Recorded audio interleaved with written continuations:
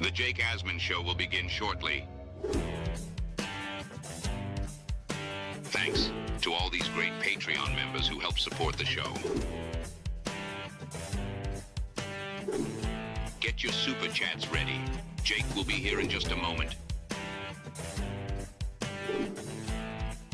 If you love the New York Jets, this is the place to be.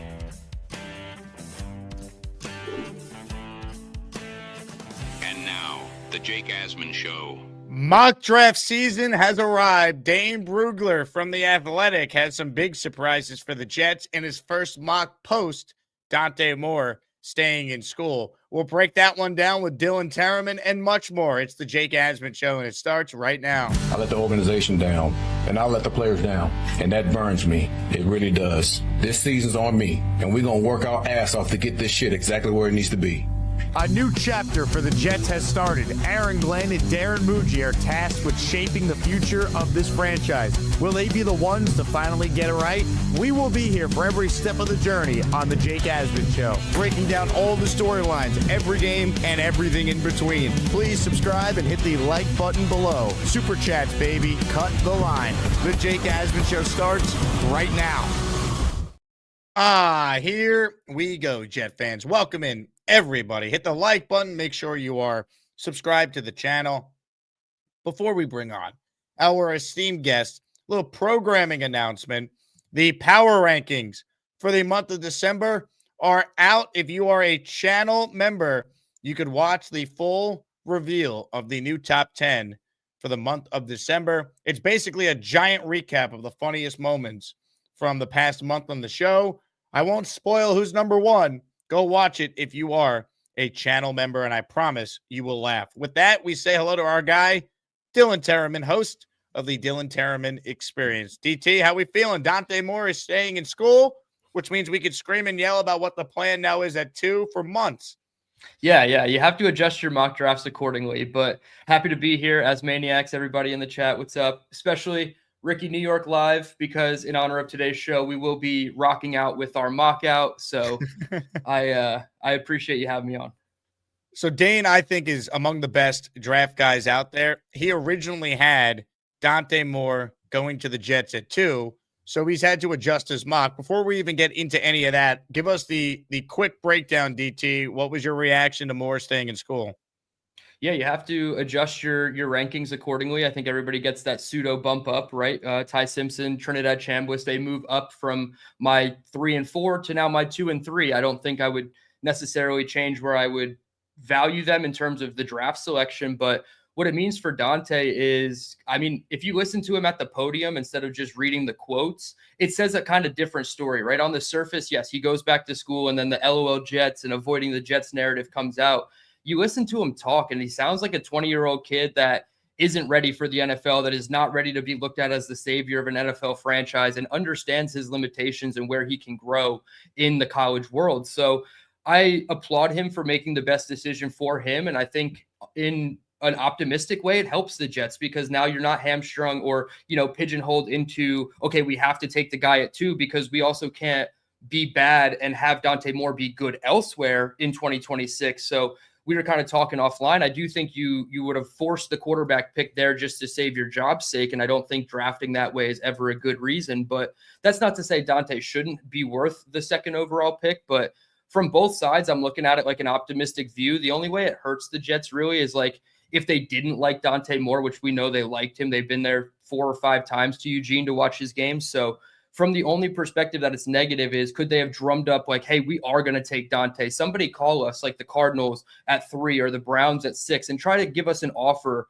so that we don't take Dante Moore and you guys can have him instead. That's the only way it hurts the Jets, but I'm looking at it like a positive thing. Let's not force the quarterback pick. I wanted him as quarterback 3. Everybody knows that. I made that perfectly clear. Go get a Kirk Cousins and a Marcus Mariota to have him be the quarterback 3, but that's just not realistic with a coaching staff like this. If you're a first-year coach and you're somebody like, say the Giants didn't have Jackson Dart and John Harbaugh wanted to do that in New York, that he could get away with that. AG can't get away with that in year 2. So my plan was always to protect Dante if he was on the Jets. And I think he did himself a favor by going back, and he's going to develop well.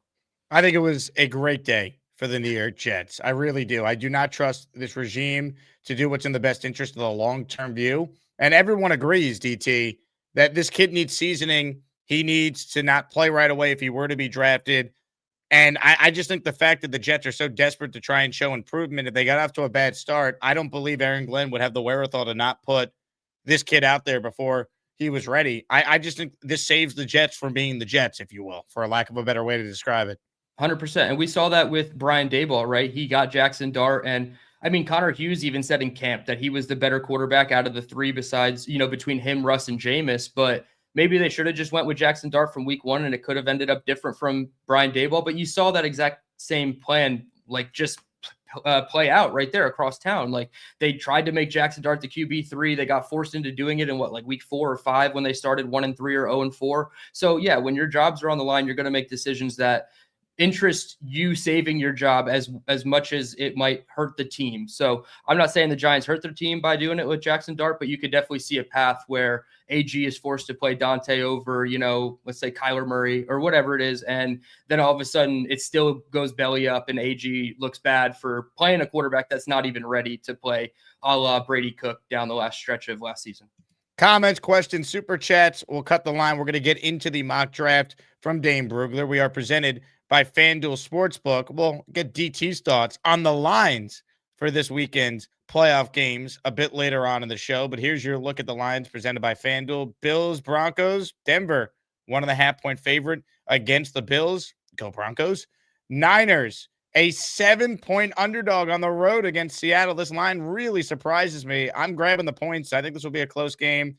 We know Shanahan and Saleh will have their respective units ready to go. So I think this is a close one. And then obviously the Patriots and the Texans go Houston, New England, a 3-point favorite in this one. And then the final game, Bears at home against McVay and the Rams, Chicago getting 3.5 points at home. We'll talk more about these games a bit later on, but a little tease for everyone out there who's watching the show. I also want to mention that we have a new daily raffle prize. This show and the show tomorrow, your chance to win this, a signed football by our guy, Rex Ryan. That's right. If you want in, gift the membership or send in a super chat that qualifies. Yeah, here we come, baby. Here we come. Here come the Jets, baby. Manifesting positive vibes in the Asmaniac raffle. And again, our raffle prizes for the upcoming Tuesday raffle feature signed Wilson helmet, signed Revis helmet, and signed Pennington helmet. DT, let's get our mock on right now. The New York Jets are on the clock at number 2. I'll spoil who went number 1 in the Brugler mock for you. Number 1, Fernando Mendoza. No surprise here. We knew that he's going to go number 1. It's a one-quarterback draft, it feels like, at the top. And, of course, the Jets don't have that quarterback. Before I tell you who the Jets pick, I'm just curious. If the Jets love Mendoza, what do you believe would be the most they would be willing to give up for him? And what would it actually take for the Raiders to say, yeah, we're actually going to trade the pick. We'll let you come up one spot. It's harder to answer the latter, but I know the answer to the former is not 4 first-round picks, like that guy in Vegas was saying on the radio about the Jets being desperate to come up. I don't think it would take 4 first-round picks. If I was the Jets, I would offer one of my ones next year as well as number 2. And if they wanted a sweetener, I would add in 44. I think those 3 picks are pretty much worth it. But again, do we trust the coaches to even make Fernando Mendoza work in New York? I don't know. It's so tough, and we need the quarterback desperately, but I don't know if I'm willing to risk it all for Fernando Mendoza. So the package would have to be 2 1s and probably a 2 to even get Vegas to answer the phone and a detach Brady from his love from him. And I think that's going to have a huge influence in this. But yeah, this is a 1, maybe a 1.5 quarterback class. So if you feel like you need to go get your guy this year, you have to trade up assets. But the likelihood of the Raiders moving off this pick, I'd say, is less than 10% unless something crazy happens. And I'm not wishing this at all because I love Fernando. If he tore his Achilles tomorrow or Monday night, right? If that something bad happened to him and he was going to miss the whole season and Vegas was like, you know what, we don't want to wait until 2027 to play him, then maybe, something happens weird, but I'm not wishing that on him. And I don't think the Jets are ever going to be in contention for Fernando. So I'd say it's less than 10% they even move the pick. Ladies and gentlemen, the New York Jets are now on the clock in the Brugler mock, and it's a tradition unlike any other on the show. With the second pick in the NFL draft, according to Dane Brugler, the New York Jets select Arvell Reese, edge from the Ohio State. Brugler writes, quote, with Dante Moore returning to Oregon, the number 2 pick looks as wide open as I can remember. Though it's disappointing for the Jets that Moore isn't on the board, it gives them an opportunity to select whoever they see as the best non-QB in the class, and Reese is a prime candidate. He played a hybrid role for the Buckeyes last season, mostly spying and setting the edge, but he was disruptive when allowed to use his speed and violence as a pass rusher. DT, you were looking at some film, doing the breakdown on Reese before the show. If the Jets draft Arvell Reese, your reaction would be? It would be happy. I don't know if it would be the happiest it could ever be. I said on my show last night, the pivot has to be wide receiver or edge. You're taking premium players at premium positions with your premium picks. That's kind of my narrative when it comes to the draft. Your first 3-round picks need to go to quarterback, cornerback, wide receiver, edge, offensive tackle, not in those orders, but you have to attack those positions first. So I like taking the swing at edge, and I already know who the pick is at 16, obviously. So I like it that they attacked, multiple premium spots. But I like Arvell Reese here a lot. His length is fun to watch on tape, and I like when he plays off ball too. So it's like it's a weird thing where I know Joe Blewett kind of alluded to this on Twitter. It might be a schematical hindrance for the defensive coach to try to play him and Will McDonald together because they're both sub 245 edge rusher types, right? Arvell Reese is 6'4", 243 listed on PFF. So I like when he plays with his hand in the dirt. He wins with bend and he wins with his length, and he has really good speed. And he's also a really good post-snap diagnoser when he's off the ball too. He can read out screens in a way that Quincy Williams does at the best levels. How when Quincy was consistent reading out screens, that's what I kind of see from Arvell to a degree. So I like the pick.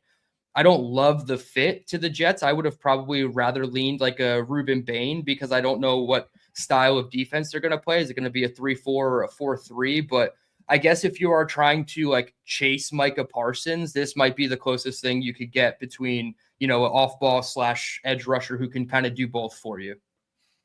The only thing that concerns me is that it feels like we don't have a clear position in mind for what Reese would be. He's a great player. How do the Jets deploy him? That's the big question I would have. Obviously, I can't argue the value here. He's a premium position. He could do a lot. Where are they deploying him would be my big question. Yeah, I think you would have to probably make a philosophical change to a 3-4 front, similar to the Miami Dolphins, right? If we're just staying interdivision, Bradley Chubb and Jalen Phillips were their 2 edge rushers, and then they had Kenneth Grant in the middle, Zach Sealer, and another tackle or end that I'm kind of missing, but they're bigger. Their interior 3 is bigger than what the Jets had across their front 4 for years past. So does that put JJ in a weird spot then? Where does he fit into your 3-4 system? Is he more of an outside linebacker? Is he a D end? I don't think he's a 3-4 D end. So you probably have one piece on your defense that is probably going to be a square peg in the round hole, but you also don't want to just tailor your offense or defense, to Arvell Reese. And I don't think they would do that, but if the DC hires a 4-3 guy, then we're probably not looking at an Arvell Reese as a hand in the dirt opposite of maybe opposite of JJ. But then what does Will do? He's just a DPR. And some people think Arvell is traded. That's what he does. Right. That or Arvell Reese and him are both DPR types, and you just kind of rotate in with another D end as well. So I don't know. Like I said, the fit is hard to find because there's so mmany questions on this defense, including the coach. But I would think it would say more 3-4 with 2 stand-up outside linebackers, in my opinion. Look, I just want the Jets to get a high-impact player here. I understand some will say, well, it's got to be a pass rusher because that's where the value is. I'm with you on receiver, man. If you told me the Jets took Carnell Tate here, I'm in. I'm good with that. I think he's that good. And I like Jordan Tyson as well, DT. I get concerned with the injury history, but whatever they do with the number 2 pick, here's my big thing. We went through hell just to get Zach Wilson and burn that number 2 pick, and we're still paying the price of how awful that pick was. I don't want to have sat through a 3-14 season, and we got a guy that we don't know how to use. I need this pick to be a bona fide stud. You could take anyone in this draft that is not Fernando Mendoza. Get a goddamn good football player, for the love of God. Yeah, 100%. You also have to put into account that this draft class specifically probably has lower than the mean in terms of first round grades. It's usually between 12 to 18, 12 on the low end, 18 on a high end. This year, I don't know how many first round grades there are in this class, but I would say, especially with Dante going back, it's going to be hovering around the lower end of that spectrum. And then the same is going to go for the blue chippers, right? Who do you identify as your blue chip talents? And those are the guys specifically now that you have to target if you're not going to go force the quarterback pick. So I'm in agreement. You have to go get a guy that you know how to use, and you have to get him at a premium position with enough of a blue chip stamp in your mind that you feel like he's almost bust proof, because you don't want to be picking number 2 again. So make sure you make the pick worth it. And I would totally agree with you on Jordan Tyson. If you could turn those injury sliders off on that kid, oh my gosh, he's so fun with the ball in his hands and without the ball in his hands. He might be the best wide receiver in this class, but the ACL, MCL, PCL in 2022, the collarbone in 2023, the hamstring last year. Like, he just has a plethora of injuries, and it makes me really nervous at 2. What do you think about Ruben Bain? I like him. I haven't done, so the edge room is the next group that I'm doing. I did wide receivers and quarterbacks on my channel already because I felt like those were the positions I wanted them to attack first. So Reese, Bain, Bailey, Falk, those are the next 4 guys in the hopper for me on my channel. I'm probably going to do Bain first because I think he's the guy that I would pick at 2 over Reese. But I like him, and I feel like the argument is short arms. And if the argument is short arms, I haven't done the full tape watch, just like live TV. If he loses with length, somebody please show me, because I haven't seen him lose because his arms are short and T-Rex like. I have not seen it yet on film, and I haven't seen it live watching him during the playoffs. Like, he's a game wrecker. Him and Akeem Mesidor, who will be in the Senior Bowl, are really good pass rushers for the Miami Hurricanes. So I'm going to lean towards Bain, and I think that if that's the pick, I would actually be more excited than Arvell Reese. I'm a Bain guy. All right, here it is. I'm ready. I am Gotham's reckoning. That's what Ruben Bain Jr. will say when he's drafted by the Jets. He was molded by it. We know that. I don't know the full quote, so I'm not going to butcher it. But if he comes to New York, merely adopted the dark. I was born in it, molded by it. Exactly. Yeah, he's going to be Charles Gorman. I need him to call in with a Bain voice and see if he could serve that role for us this offseason. He's going to be trying to escape the pit. That is the New York Jets. I'm on the Bain train, or Bain train. Get me Tate, or get me, I guess Reese. I don't know. I got to look more into Bailey, the other Texas Tech edge rusher that people seem to really like too. Yeah, he's 235, probably like much more of the Will McDonald mold. So I think the talent definitely speaks to being number 2. He'll be on the list of guys that I have to watch. But again, what does the defense look like? Because I don't want 2 really small edge guys where they can just run, all over us again and again and again. Ladies and gentlemen, we are giving away a Rex Ryan signed football. Don't let Rex work out the defensive end prospects before this draft. That's how you get Quentin Copels. Rex gave him that private workout, and oh boy, are we paying for that one. Sean Horton, though, is the first to enter the Rex Ryan signed ball raffle that we're giving away across this show and the show tomorrow. Sean, thank you. Derek, who won a Curtis Martin signed helmet the other day, he is in as well. 4-1. Appreciate both you guys for supporting the channel. Let's continue with the Brugler mock. We'll just go in order as we kind of start to get a feel for the top players in this class. Now, I should have mentioned this at the top. This is not necessarily what Dane Brugler would do. He wrote in The Athletic that this is based on some conversations he's had with scouts and other people around the league on how the NFL will view these players. So we did the Jets pick at 2. We'll now get into the upcoming picks here for the rest of the top 10 into when the Jets pick again at 16 with the Indy pick. Number 3, Spencer Fano, offensive tackle from Utah. Worth noting, the Jets don't need an offensive tackle. Good place to be, even though the Jets remain awful. We don't have to worry about left or right tackle for the foreseeable future. Carnell Tate. This is why I'm open to Tate going 2, Dylan, because Dane has him going 4. So what's the difference if you take a great player at 2 or 4 if you hit on the player? Tate, 4 to the Titans. Give me your thoughts. Yeah, I mean, I wholeheartedly agree. If you are going to take a prospect at 4, you probably should just take him at 2 then. And I have no problems with Carnell Tate. The way that he wins is really special. He can stretch you down the field vertically, and as soon as you open up and try to run with him, he'll do the in cuts and the out cuts off of that. And I don't know, I really love his long strides. He eats up that space. Like, when corners are playing off him 7 yards, he takes like 2.5 steps and he's on the toes of the DB. And that's like the worst spot you can be in for a DB, is when a long striding wide receiver is right at your toes and you can't turn your hips and open up well with him. So I like Carnell Tate a lot. I've already done the tape study on him. I would take him at 2. So yeah, if he's there at 4 and that's the pick, I mean, Cam Ward is getting a special player for sure. But yeah, the Jets should just entertain it at 2 if that is the way that they wanted to go.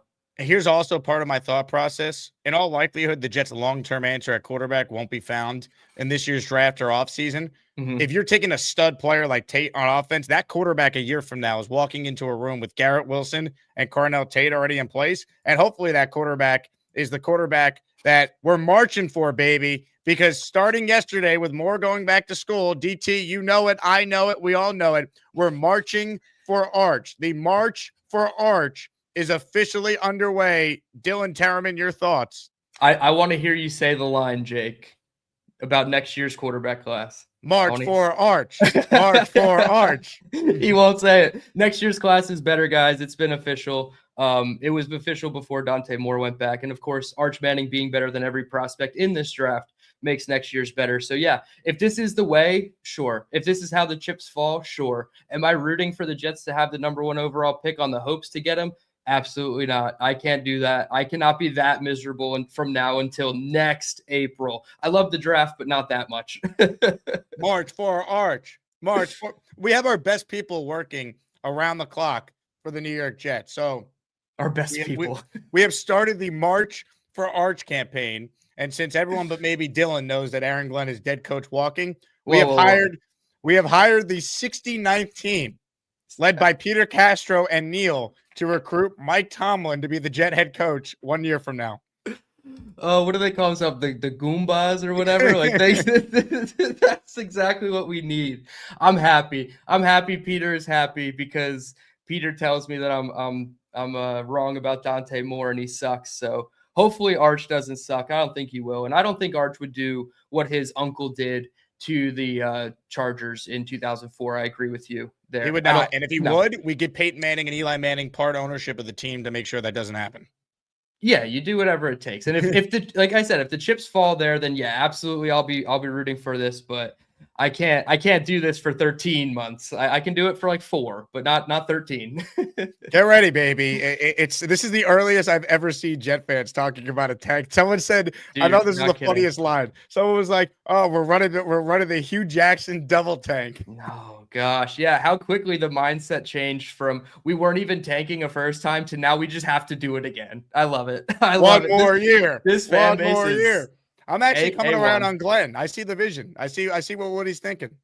Dude, I mean, we laid it all out like weeks before the season even ended. The worst case scenario is he sucks again and he doesn't become the outlier of all outlier coaches. And you have your offensive minded coach waiting in the wings in 2027, which, by the way, I don't think our guy is going to get a job this cycle. So he's probably going to be available again for anybody in 2027. Who's that? Mike McCarthy. Ooh. I don't think he's getting a job. He's interviewing with the Titans tomorrow, though. I don't know if you saw that. I did, but I don't think he's getting the job. I don't think he's the favorite for any of the jobs, and I just don't see it. I'm not saying he's a bad coach. I think he's better than Harbaugh for what it's worth. So I would have taken him over Harbaugh for New York, but I just don't think it's happening. I feel like we're going to live in a world where Mike McCarthy is available. He could be available. We'll see what happens with Stefanski, Kingsbury. Again, Tomlin, not an offensive guy, but he's Mike Tomlin. He provides instant. By the way, for those saying, "Oh, Arch would never play for the Jets," you hire Mike Tomlin, who Peyton and Eli have close relationships with. Guess what? Arch Manning will be a Jet. It's not that complicated. Yeah, I don't think we have to like big brain our way into like getting Arch Manning here. He's a smart kid. He knows like what it is. And honestly, if there's a kid who has enough like quarterbacking, like prowess and prestige and like confidence to want to come take on the Jets job, like, sure. Yeah, it would be Arch Manning. I like everything he stands for. He's a good kid. Also, Gary Myers, who's very close to the Manning family, he noted this. I'm going to talk more about this probably in a separate video. The fact that the Jets play where they play and Eli Manning lives in the area makes it more attractive for Arch to want to be a Jet because he gets to be near family. 100%. It's New York. It's just not the Giants. It's, the next thing is the Jets. Obviously, we're not as, I don't want to say historic as the Giants because we're really not. But yeah, what Eli did in New York. And then if Arch could say, hey, I went and did it in a different part of New York and I brought those guys to 2 Super Bowls in my career. And and we beat the undefeated, whoever, Eagles in the Super Bowl. That'd be really cool for that to like full circle moment. All right. We're already talking about marching for arch. This is what Woody Johnson you do to us. Here's more from this year's mock draft. The Giants at 5 to Jordan Tyson. Now, I like Tyson a lot, DT. Yep. The issue is he is hurt a lot in college. That scares me when you talk about potentially taking a guy in the top 5 for the Jets. He'd be in play at 2. What's your assessment on him versus Carnell Tate? Your initial read on this one?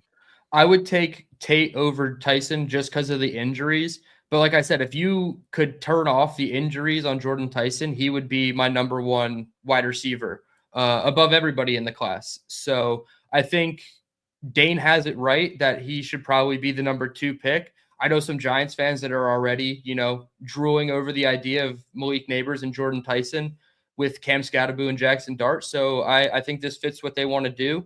And I don't want to say he's like Odell Beckham, but he is such a special, dynamic, like playmaker. Even with the ball not in his hands, he just routes you up in the short and intermediate areas really nice. And I don't know. I really like Jordan Tyson, and I hate that he's got the injury tag because it's something that you can't really get past at the NFL level. It's not something you can like work away from, like they can always just keep cropping up. So I like where Dane has these guys mocked, and unfortunately I agree with these rankings because of the injury. Number 6, Browns take a tackle, Francis Maligoa. So nice to not have to worry about that. Number the brother 7 of Kiko, by the way. That's right. And unfortunately, we had the wrong brother in this scenario. Washington Commanders select David Bailey. I'm fascinated by him. I know Connor Rogers. I heard him on SNY last night talking about him. He was epic in that playoff game a couple weeks ago. So your thoughts on him as a possible option as early as number 2 for the Jets? I got to stack them up once I do the full tape study, but I would say Bailey would be right now in the pre-work that I've been doing. I would say Reese and Bain are both ahead of Bailey, but again, it's more just based on size. And I know Connor was a big Will McDonald fan once he did the tape study, and he likes those smaller like pass rushers with length and speed. So that makes sense that David Bailey is right up his alley. He just did the rankings on Stock Exchange yesterday that I haven't gone back and watched, but I would assume Bailey's 1, if not 2 for him on the rankings. So if Connor likes him, there's got to be, he wouldn't just say that for a fit for the Jets if it didn't make sense in his opinion. So I like it. Again, do you want Bailey and Will McDonald on the edge? And then you really just have to go get some beefier guys in the middle. Beefy. You love your beef. I do. I had stir fry for dinner. Really? I did. Yeah. It's very good. That does sound outstanding. I'm happy for you. The extra 15 minutes you were scrambling allowed me to not inhale it so fast. I was able to enjoy it. That's good. And we're getting Dylan Tereman at his best right now. All right, let's keep going here. Number 8. This is going to be a fascinating debate because there is a chance he is there at 16 for the Jets. Jeremiah Love, running back from Notre Dame. I mean, look, he might be the best player in the draft. I just cannot take a running back at 2. If he's there at 16, it's more understandable. I don't think he gets to 16, though. I guess it could happen, but in a draft that doesn't have a ton of quarterbacks, some of these players are going to be drafted higher than they normally would if there were QBs pushing them down. So I don't think Love will be a Jet, but I know there's already a lot of Jet fans who are talking about him as an option.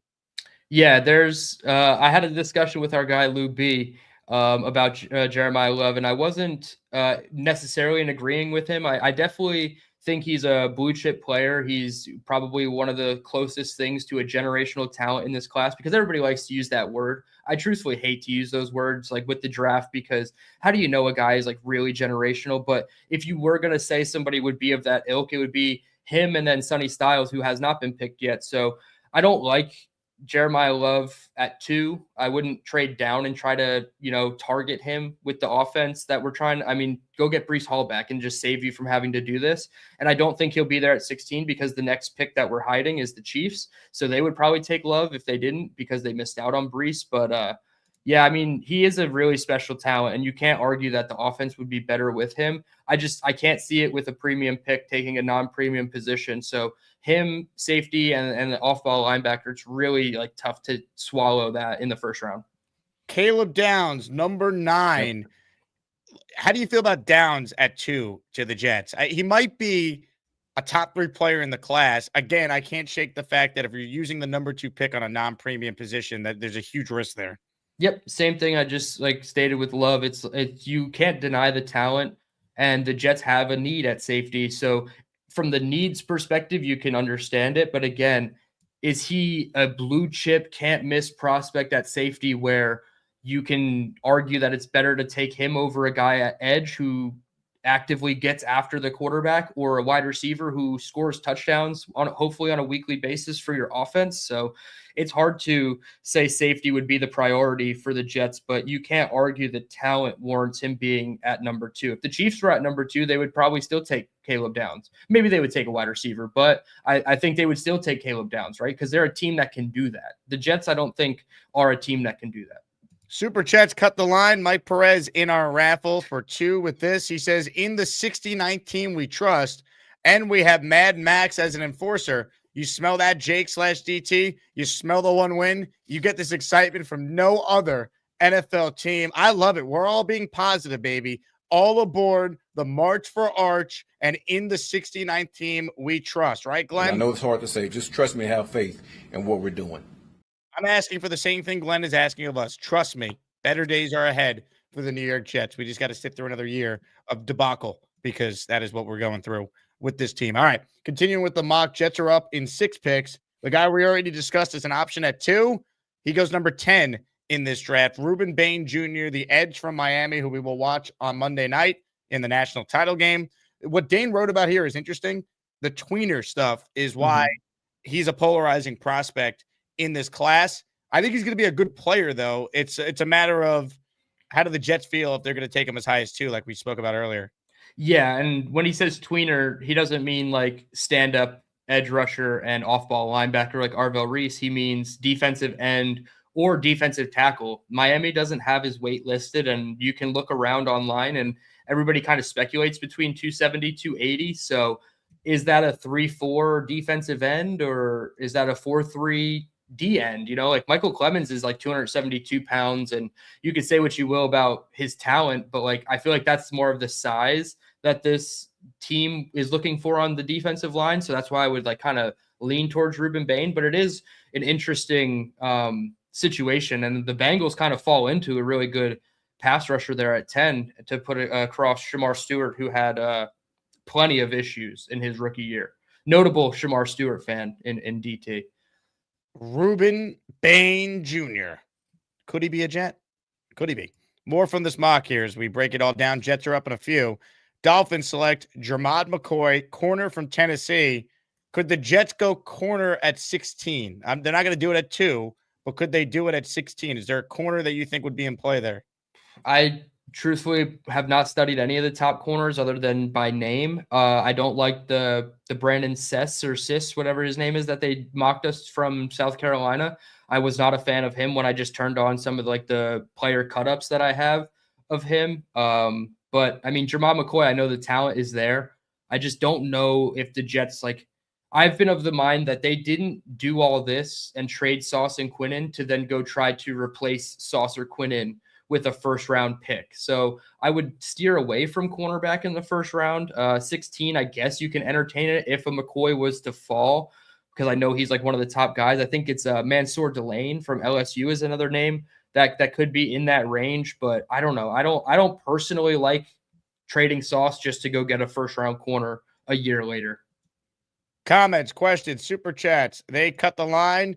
Number 12 now in the Brugler mock. Here we go. The Dallas Cowboys select a guy that a lot of Jet fans seem to really like. Linebacker Sonny Styles is the pick from the Ohio State. I like Styles a lot. I would have no problem drafting him at 16. We'll see if he makes it there. Your thoughts? Yeah, he's one of the exceptions. Like I said, premium picks with premium for premium positions, but Sonny Styles' talent, I mean, you can't deny it. I remember like 2 months ago, he was, flirted around as the Colts pick with the Jets when that was like still in the high 20s because the Colts were still good at the time.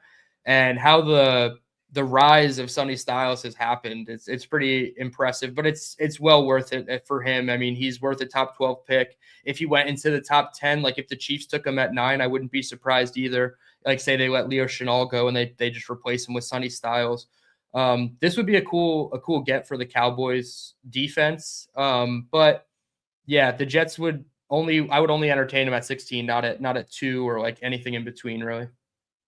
Comments, questions, super chats. If you got a draft question, write it in. We'll get to it. DT is plugged in as anyone. He'll be with us at the Senior Bowl coming up. DT, Dom C, going to be part of daily content you'll see on this channel live from the Senior Bowl. Let's get the pick 13. The Rams own this pick. They're taking a corner, Mansour Delane from LSU. We'll save you the analysis for later. Ravens on the clock at 14. So, you know, this guy will be an all-pro. Vega Leon from Penn State. I don't even know if I pronounced his name properly. Any chance the Jets could go guard at pick 16? I haven't done the guards either. Like I said, I've really only studied the guys at the top at wide receiver and quarterback, excuse me. Getting into the offensive line tape more, I liked Pregnon from Oregon who came out. I think he's going to be at the Senior Bowl, so that'll be cool. He's Dom's interior lineman number 2. I don't know who Dom's number 1 interior lineman is. I would assume it's got to be this guy if he's going at 14 to the Ravens. But they have a need there, so it makes sense if they tried to, you know, fill that need at 16. Perhaps they don't re-sign John Simpson or AVT. I would like them to bring back at least one of them. So maybe I would kick the can down the road for like the 2nd or 4th round for a guard just based on where our picks line up. But, I mean, like you said, if the Ravens take him, you know he's going to be damn good. And it says in the blurb about non-premium position safety Kyle Hamilton. I was huge on Kyle Hamilton that year at 10. I wanted Sauce at 4 and Hamilton at 10. So the Ravens would make this pick work, and we know that full well. Maybe they like him at guard, and maybe they like him at center, and they're letting a guy go, like Tyler Linderbaum. Ooh. Linderbaum to the Jets. Let's go, baby. $25 million a year, jet tax and all. Let's get him. 100%. I fully agree with our friend Nick Shine and his analysis of the Jets needing an elite center to make this go. Speaking of Nick Shine, he sends in an Asmaniac super chat. Falk Styles, my new dream draft. Thanks for taking my call. I'll hang up and listen.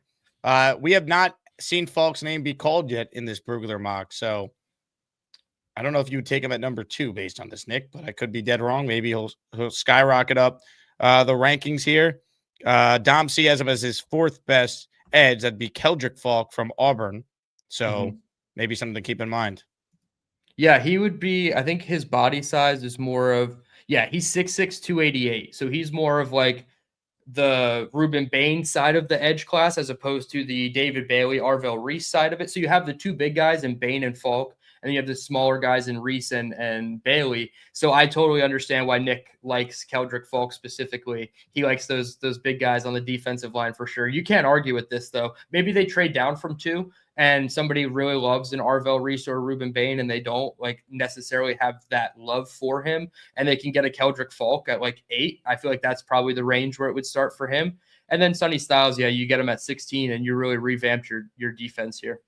I'm reading Dom's scouting report on him. Pass rush plan is just me strong, but it's flashed the toolbox. Yeah, he doesn't necessarily have the repertoire of moves, but I'm not taking that guy at 2 then if his pass rush repertoire is me strong. That's why I said you got to trade down. And the conversation probably starts at like 8. I forget who the team was at 8, but they took Jeremiah Love. Oh, who was at 7? The Commanders with Bailey. So maybe it's there because you want to start the edge run. But it's something that you can work with Falk if you have good coaching, right? That'll teach him the hand movements and the power, speed to power, and all the different things that a pass rusher needs to win. But I don't think it's Eric Washington for the Jets as D-line coach.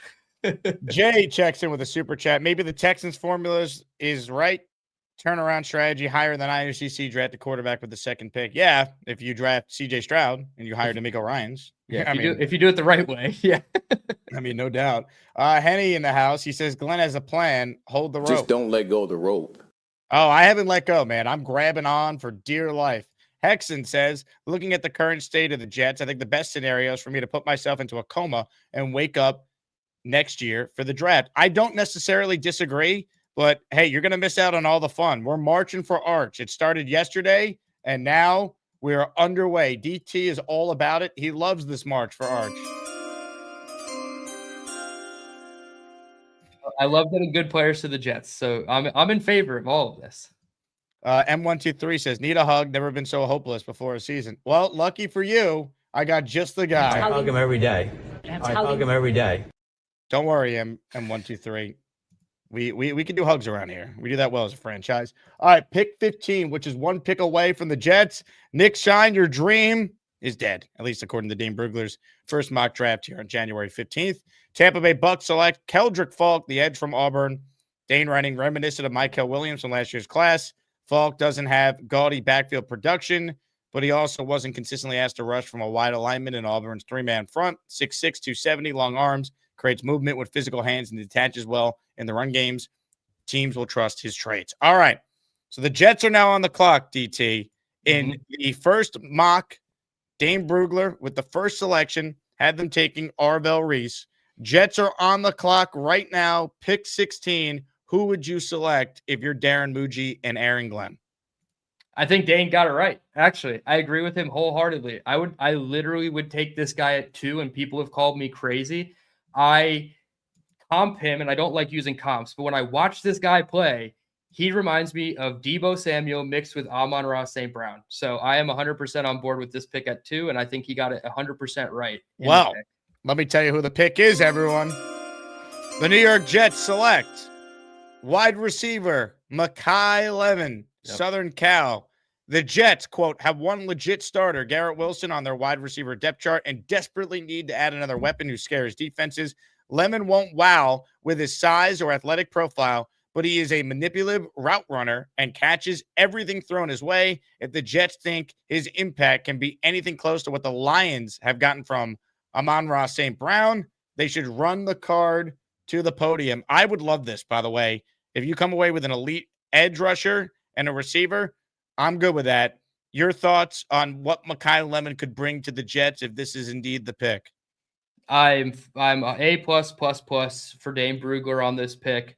Like I said, I would have taken him at 2, and the fact that he lays out a scenario, and this is very realistic looking at all the picks ahead of him, there is a world where he is wide receiver 3. He's not my wide receiver 3. He's my wide receiver 1. Like, I truly love this, but I am the type of person who loves the more slot types as opposed to the taller boundary possession guys. Like, think Elijah Moore versus Denzel Mims, like just from body size, not from talent. So I definitely love this pick for Makai. I already did the tape study on him and Jacoby Lane. Jacoby Lane is his teammate who will be down in Mobile in a couple weeks for us to watch. So dude, I love this pick, and I would be ecstatic because it shows you that they have a plan for Garrett Wilson probably being their boundary receiver with A.D. Mitchell, and then you have Makai Lemon, but Makai Lemon and Garrett can also play both, right? You can interchange those two quite a bit, and you can put Makai on the boundary and Garrett in the slot, and you really can have your way with an offense. And I'm so glad that Dane says if the Jets think this impact can be anything, I didn't read this before we went live,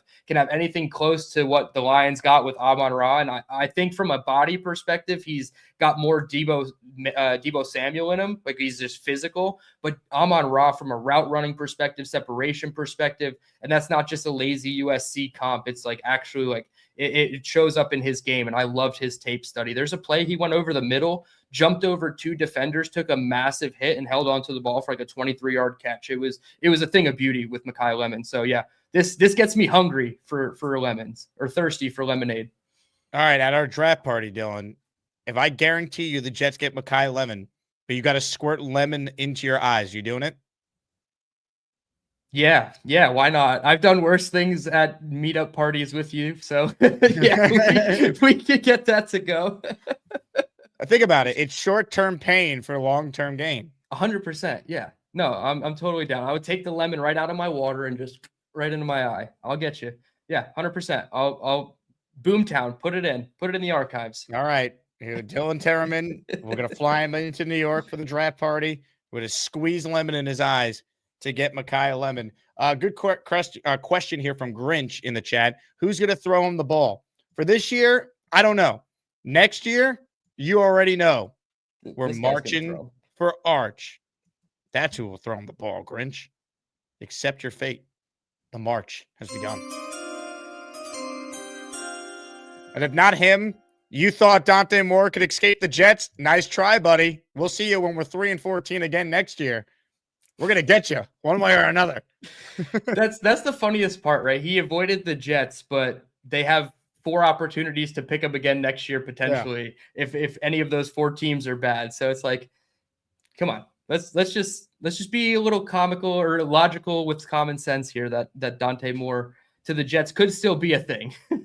Tony Vegas was very mad at me yesterday. He tweeted me all upset that I was thrilled that Dante Moore stayed in school, but he had a great tweet. I'm trying to find it. It was like, speaking as a Jet fan, if you're like, if Dante Moore is avoiding us, okay, wait, I don't want to misquote him here. I wish I had the tweet pulled up. He went. Did you see what I'm talking about? He went super viral for it yesterday. I didn't. No, I didn't see it. Shout out Tony Vegas though. Oh, here it is. My final message to Dante Moore as a Jet fan: if you're not with us when we're 3-14, don't hop on the bandwagon next year when we're 3-14. Oh shit. Yeah, for real. That's a great one.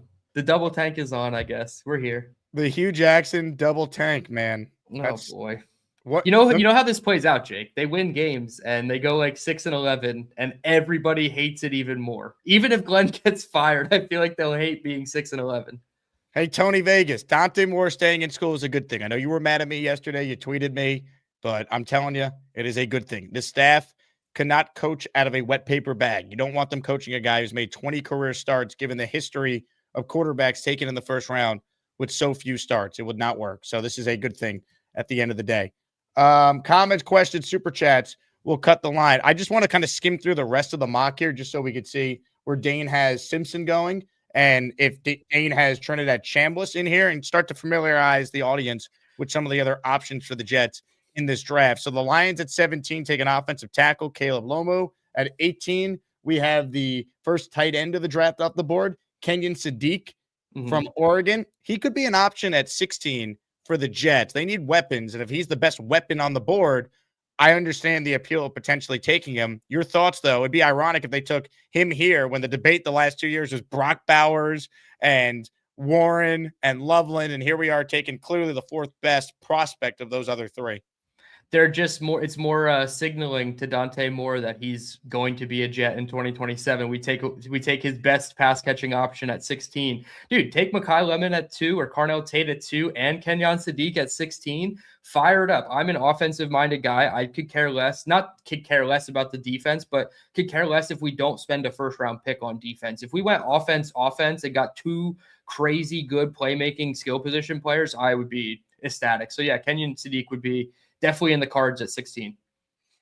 More from the mock and then to your calls. Carolina Panthers select the Buffalo Jet fans' favorite prospect, Peter Woods, the defensive tackle from Clemson. All right, get ready to learn Peter Woods, Carolina. Dallas selects Avion Terrell from Clemson, so another corner. And then here we go, the first quarterback that's not Mendoza off the board in Dane's mock. This will be a commonly mocked selection, I'd imagine. Ty Simpson to the Steelers at 21. This kind of feels like Kenny Pickett 2.0, as Dane notes here, all over again, but I definitely could see this.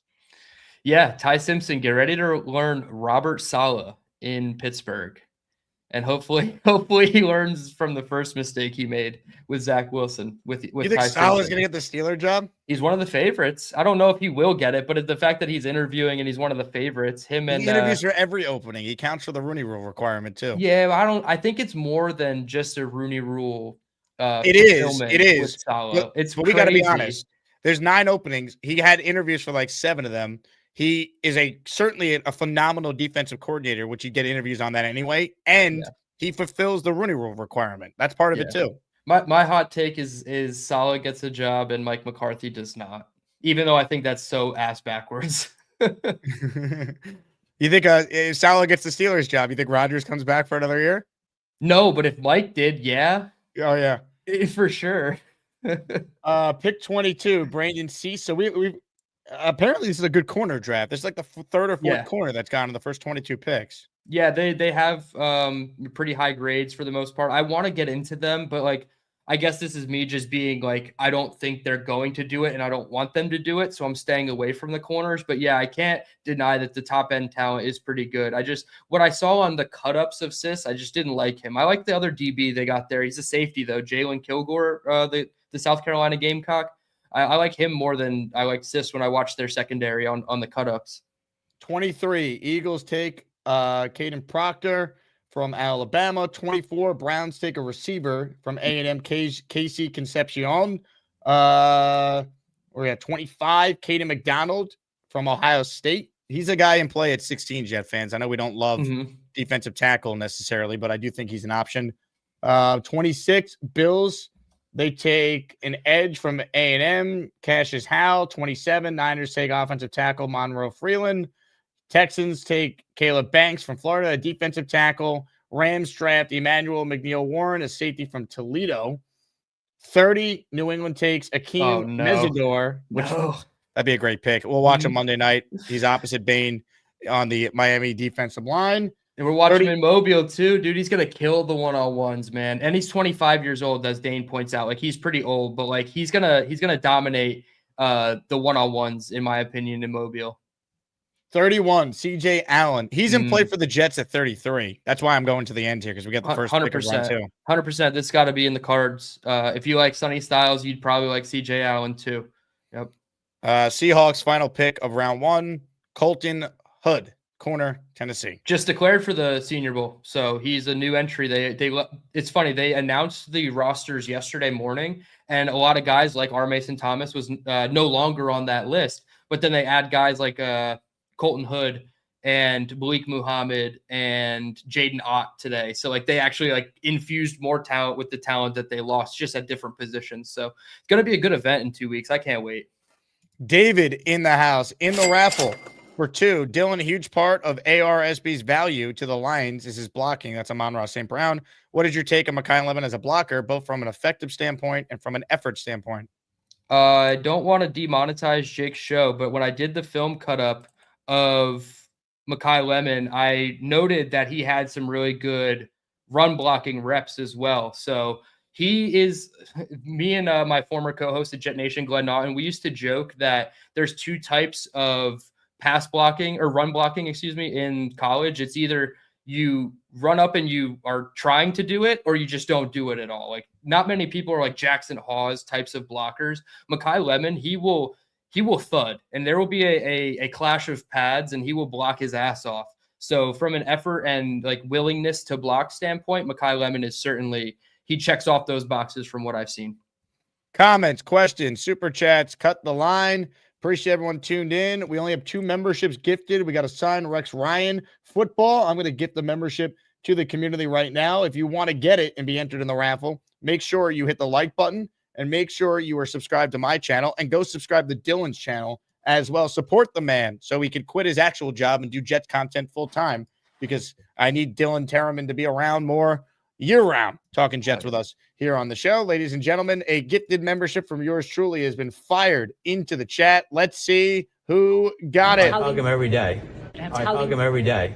I'm giving a hug to Jets 123. You are in the raffle for 1. On that note, what did you guys think of the Dane Brugler mock? For those tuning in late, I'll spoil it for you. The Jets selected Arvell Reese at 2, and they selected Mekhi Lemon at 16. So we go edge and receiver with our 2 first-round picks. Of course, the Jets also have the first pick of the second round, and they also have the Cowboys pick, which is pick 44. So 4 total picks in the top 44 as we get mock draft season fully underway here on the show. On that note, let's open it up to some calls. Before we do that, I promised we'd break down the games on Sunday, or really Saturday and Sunday. Give us your quick feel for the weekend, DT. Who do you like in Bills, Broncos, and then Seahawks, Niners, the first 2 games of the divisional round on Saturday?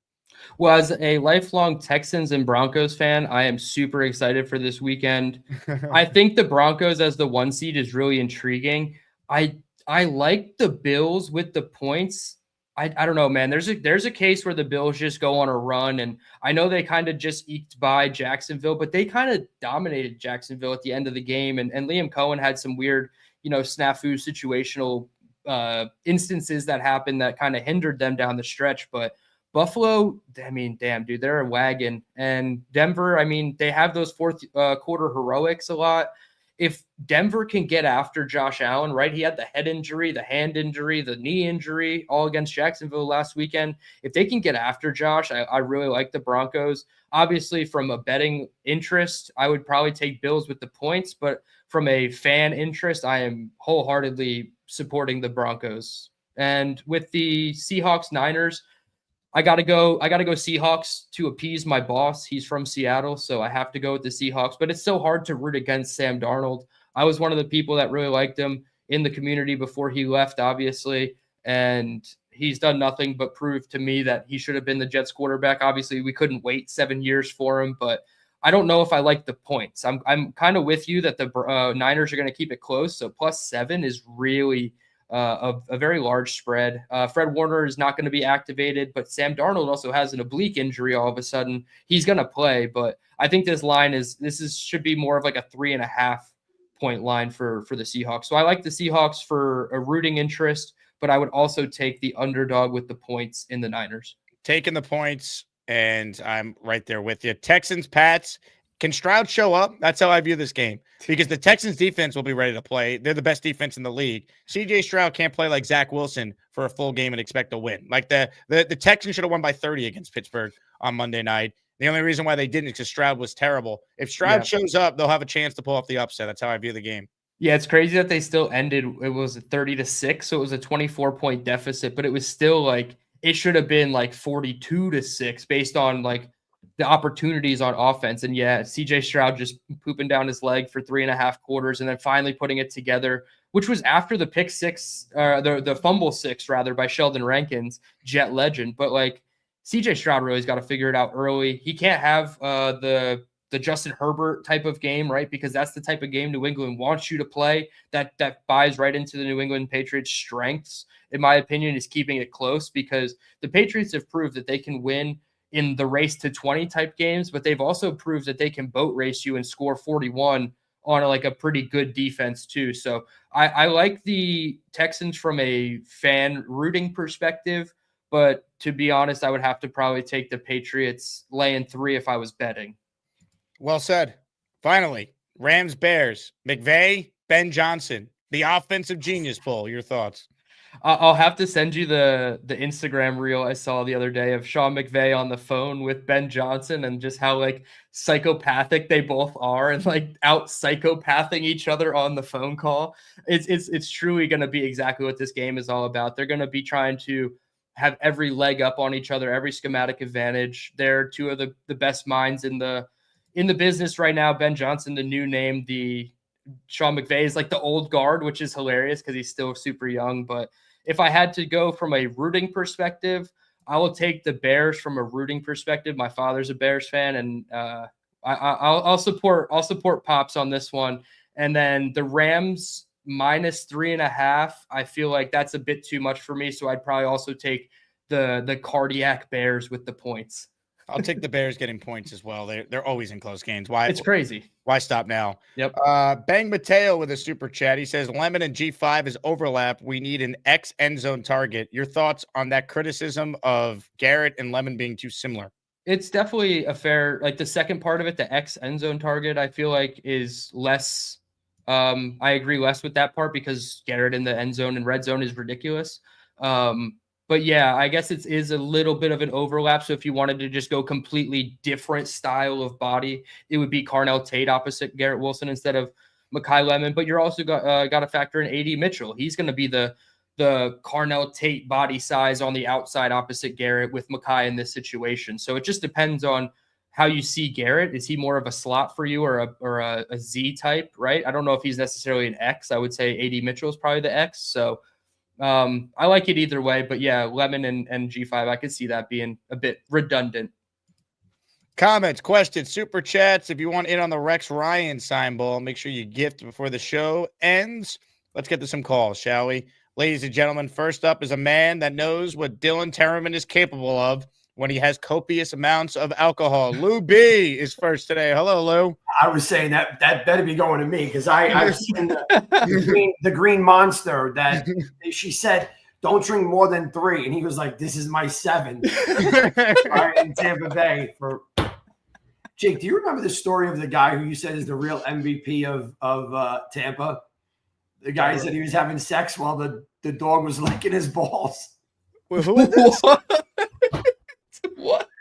Jake, I know you remember. We were at the Tampa, the American Social, and the guy's like, "Oh, I had sex with that girl last night while her dog was licking my balls." And Jake was like, "You're the real MVP of Tampa." No way. I don't know if we needed to share that story on this show, Lou, but I do remember this now. I wasn't even thinking about Tampa until you told me about, and that's the night that Dylan got carried Wasn't out. that your friend? Wait, that guy was your friend, wasn't he? That guy was like your buddy. That girl was pretty. Remember, she was pitching us. Yes, the girl was very attractive. That was your friend. That was yeah. And he was like, "Yeah, I had sex with her last night." The dog was licking my balls, and I kept it up. And Jake was like, "He was a real MVP at Tampa." All right. I'm glad somebody has that badge to wear, because I was doing my own job of being MVP in a different way altogether. And I didn't get carried out, Luby. I called my own Uber. I threw up in the bar, in the bathroom. I didn't get lost. I did not get lost. Where did he end up? We got him back to the hotel eventually. All right, something like that. But we got him. What do you mean back to the? I took an Uber myself. I said, "See you later, guys. I'm out." Well, there was a big disappearance act from you. Yes. Because I had to throw up in the bathroom for sure. Oh my God, it's just funny. Hilarious. I cut the line on that one. SuperChats, they cut the line. If you got that was the best part of Tampa, right there. Oh hell yeah. Shout out to Jet Fuels. Golly. That was the best of the. Again, all these road trips are great until the game starts every time. It's unbelievable. Yeah. That's great. It was bad. But, it's bad, folks. So I'm here to make my claim on Love. So let me just give you my pitch. I know Dylan's heard it already. Jake, I don't know if you heard it, but we don't have a quarterback this year, right? We missed out on the big quarterback, and I just feel we're setting up for the future. We're not gonna win too much next year. So if we trade back just to 6, because the Browns could take Love, right? We trade back to 6. We don't care what we get for it. If we could get a third, great, whatever. I don't know what we can get to trade back. I don't know what people want. Maybe they want Arvell, maybe they want something. But if we put Jeremiah Love in our backfield, a Heisman Trophy candidate this year, this is going to help our wide receiver room this year and next year when we do have a quarterback, hopefully. He is such a threat. Every second he's in the game, you have to worry about him. Now, I'm not saying he should be picked at number 2, but number 6, I think he does get picked around that. And I just feel that if we set up this year, as you said, Dylan, go for offense, right? Mm-hmm. We know with our 16th pick, we're either going to get a lemon. Tyson could fall because of his injury. Boston can be there. KC can be there. Bell can be there. So we could get Bell tore his ACL. Yeah, but he will be back. He is. Oh, sure. Yeah. Right? Yeah. Look, Lemon can be there, right? Whatever. I'm just saying there's going to be a bunch of receivers at 16. So we take – I don't think Brees is coming back. I think that he doesn't want to be here. I think even if we sign – I think they know he doesn't want to be. He complains. Yeah, but Lou, I think the problem with your plan is trading out of 2 is going to be hard in a draft that doesn't have a lot of quarterbacks in it. Who's trading up with you? Well, not for a quarterback. Maybe they want to get Arvell. I mean – There's teams that may want to – maybe Arizona wants Arvell. If not, okay, I understand. But what I'm saying is if we could, Jake, and we could take Jeremiah, we will have an incredible offense. Think of the players that are on this team that we have. Who's the quarterback, though? What'd you say? Who's our quarterback? Well, that's our problem anyway. So no matter who we take, we're not going to take a quarterback with our second pick. Do you agree? I think the earliest they would take a quarterback would be with the Colts pick. The earliest. Okay. So we're not going to take it there. So we take Jeremiah Love for the next 4 or 5 years. We have this insane freak. I only want to draft a freak with our second pick, regardless. There's only a few freaks in this draft. But he is incredible. He jumps over people, and you put him with all line, and then those receivers will be more open because they have to, they have to be a little more forward when they're thinking about this guy in the game. You just have to. Brees has never been a crazy threat like that. So that's my theory. I'll stop rambling. But I think if we fix the offense with this guy, and when we do get our quarterback, when we hopefully do get, and if we get Malik Willis this year or Tanner, let's just say, you put Jeremiah Love in the backfield with one of these free agents, you're talking about a serious offense. We got a great line. We do got some great receivers. Pick up one of these other receivers in pick 16. I mean, our offense is so set with this guy. We will have an incredible offense. I just don't think we're getting great value taking a running back that high when there's so many other needs on this team. We don't have the quarterback in place yet. I think we're just burning a year of Jeremiah Love on his rookie deal when we're not set up to win with our quarterback yet. I wouldn't do it personally. I get he's a great player, but ask the Raiders how it looks when you don't have a quarterback. You take a running back in the top 10. Look, I I understand what you're saying, but there's no quarterback there. Like if there was a quarterback there, I would not be saying this, right? I'd be like, all right, let's get the great quarterback. But I just feel that we're going to regret when we see this guy on Kansas. But you can't do it at 2, and I don't think he'll make it to 16. So you got to. He's not making it past the Chiefs. He's not making it past the Chiefs. They want him. So Patrick Mahomes and Jeremiah Love on the same team. Okay, that's going to go really. But that makes sense though, because they have Patrick Mahomes. We have right now. I guess Bailey Zappi would be our week 1 starter. But we don't. That's not going to get solved by the second pick, though. That's what I'm trying to say, right, Jay? I know. But what can be solved with the second pick is maybe we take Carnell Tate or Tyson, or we get this stud edge rusher that if we actually got a real coaching staff, that guy could be a monster for whoever the next QB is on that, be the leader of the defense. We get our quarterback next year. A running back shelf life is like, ask the Giants if it was smart to take Saquon 2nd overall. Yeah, but look what happened when he went on Philly. Yeah, but we're not Philly. That's the whole point. I understand. I'll say this, like for where I'm at in terms of taking a running back at 2, I would rather force Ty Simpson at 2 than take Jeremiah Love. Really? Yeah, I would. Because you can justify it. You like the Raiders couldn't really justify Ashton Janty over like Armand Membu, the next pick. Like that's such a tough pill to swallow. So like I would just take Ty Simpson at 2. Like if I couldn't move out and I didn't like any of the other guys, I would just take. That's just where I'm at in terms of a running back in round 1. Like Jonah Coleman from Washington is a really good back, and you could probably have him in like the 44 or 64 range, in my opinion. So I don't know. I don't love forcing running back at the top of the draft, but I can't argue with the fact that he is a very talented player. Oh man, he's the number 1 player on Dom's big board for what it's. He's the number 1 player on a lot of people's big board. Him and Caleb Downs. Yeah. So the only freaks that I see in this draft are Caleb Downs, Love, McCoy, and Dane. One more. You forgot one. Your friend from Tampa. So speaking of that, I just got a text from Nick Shine saying, I need more info on the dog. All right. Shine would want the dog info. Lou, thank you. You were tremendous. On behalf of the Jake Asman Show, we apologize for the foul language. The great Lou B, everyone. One of the all-time greats. I love Lou. He's sick. He goes to every Jet game. He's a legend. Hilarious. Oh my God. That was a hell of a night. Bang Mateo. Actually, we read that one thing. God, I don't want to read more from Bang. Big fella with the super chat. And then DT, you and I will try and get to as many calls as we possibly can. If Styles is generational, why not take him at 2 or even Downs? Team captain at Bama under Saban before OSU. I want Bain in Boston. Boston is the perfect complement for Garrett. Big wide receiver. I don't know enough about Boston to tell you you're wrong for feeling that way. I think taking a linebacker at 2 is kind of crazy, though. I don't think Styles is generational. And that is he Ray Lewis? If you tell me he's Ray Lewis, fine, take him at 2. Yeah, I don't think he's generational, and that's why I don't really like using those terms. Like I said, Downs and Love would be the closest things to generational, and then Sonny Styles is like in like the next tier, probably 2 tiers down from that. But it's so hard. He's an off-ball linebacker. It's a tough pill to swallow. Like, do you have the plan in place for him to be that 5th rusher where he's constantly, going after the quarterback? Like, that's what I think about is like, who's going to go after the quarterback? Who's going to disrupt a game more? And it's not going to be Sonny Styles in terms of like sacking the quarterback, strip sacks, forced fumbles. Like he could get interceptions and good tackles. He's like a really low percentage missed tackle rate guy, but I don't know, man, at 2, it's so hard to consider it. Like I would take Caleb Downs over Sonny Styles there. But now to go back to Lou B's point, I feel like I would almost want to take Jeremiah Love over Sonny Styles because Jeremiah Love can find the end zone every single week. Like Sonny Styles, unless he's Ray Lewis, like he's not really. He might win too many games for us, though. He might win us like a 4th game instead of a 3rd, which we're going to need to get Arch Manning or whoever the top quarterback is next year. Oh, it's January 14th, 15th. Put on your hiking boots, people. We're marching for Arch. We rise at dawn. This one is from Nick Shine. Need more info. What type of dog? Okay. Green Empire Lawn Care. Nick.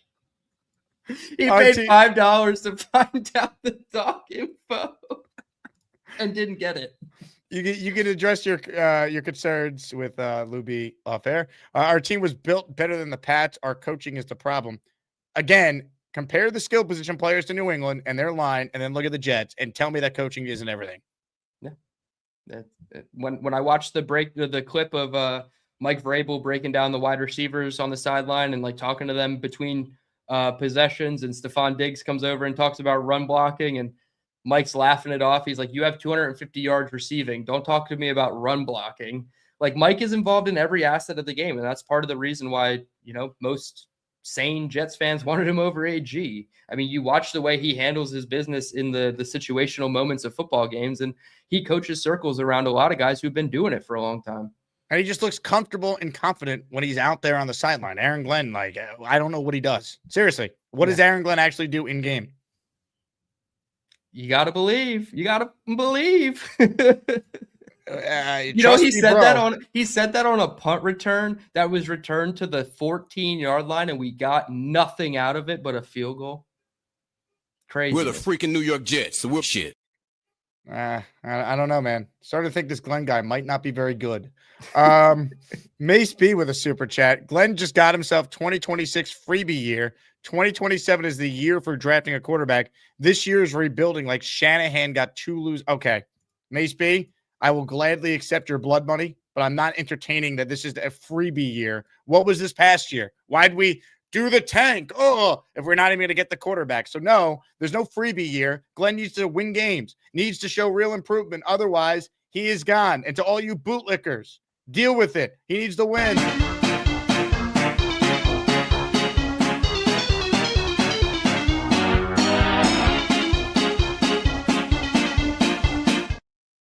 Freebie year. Shoot me in the face. Freebie year.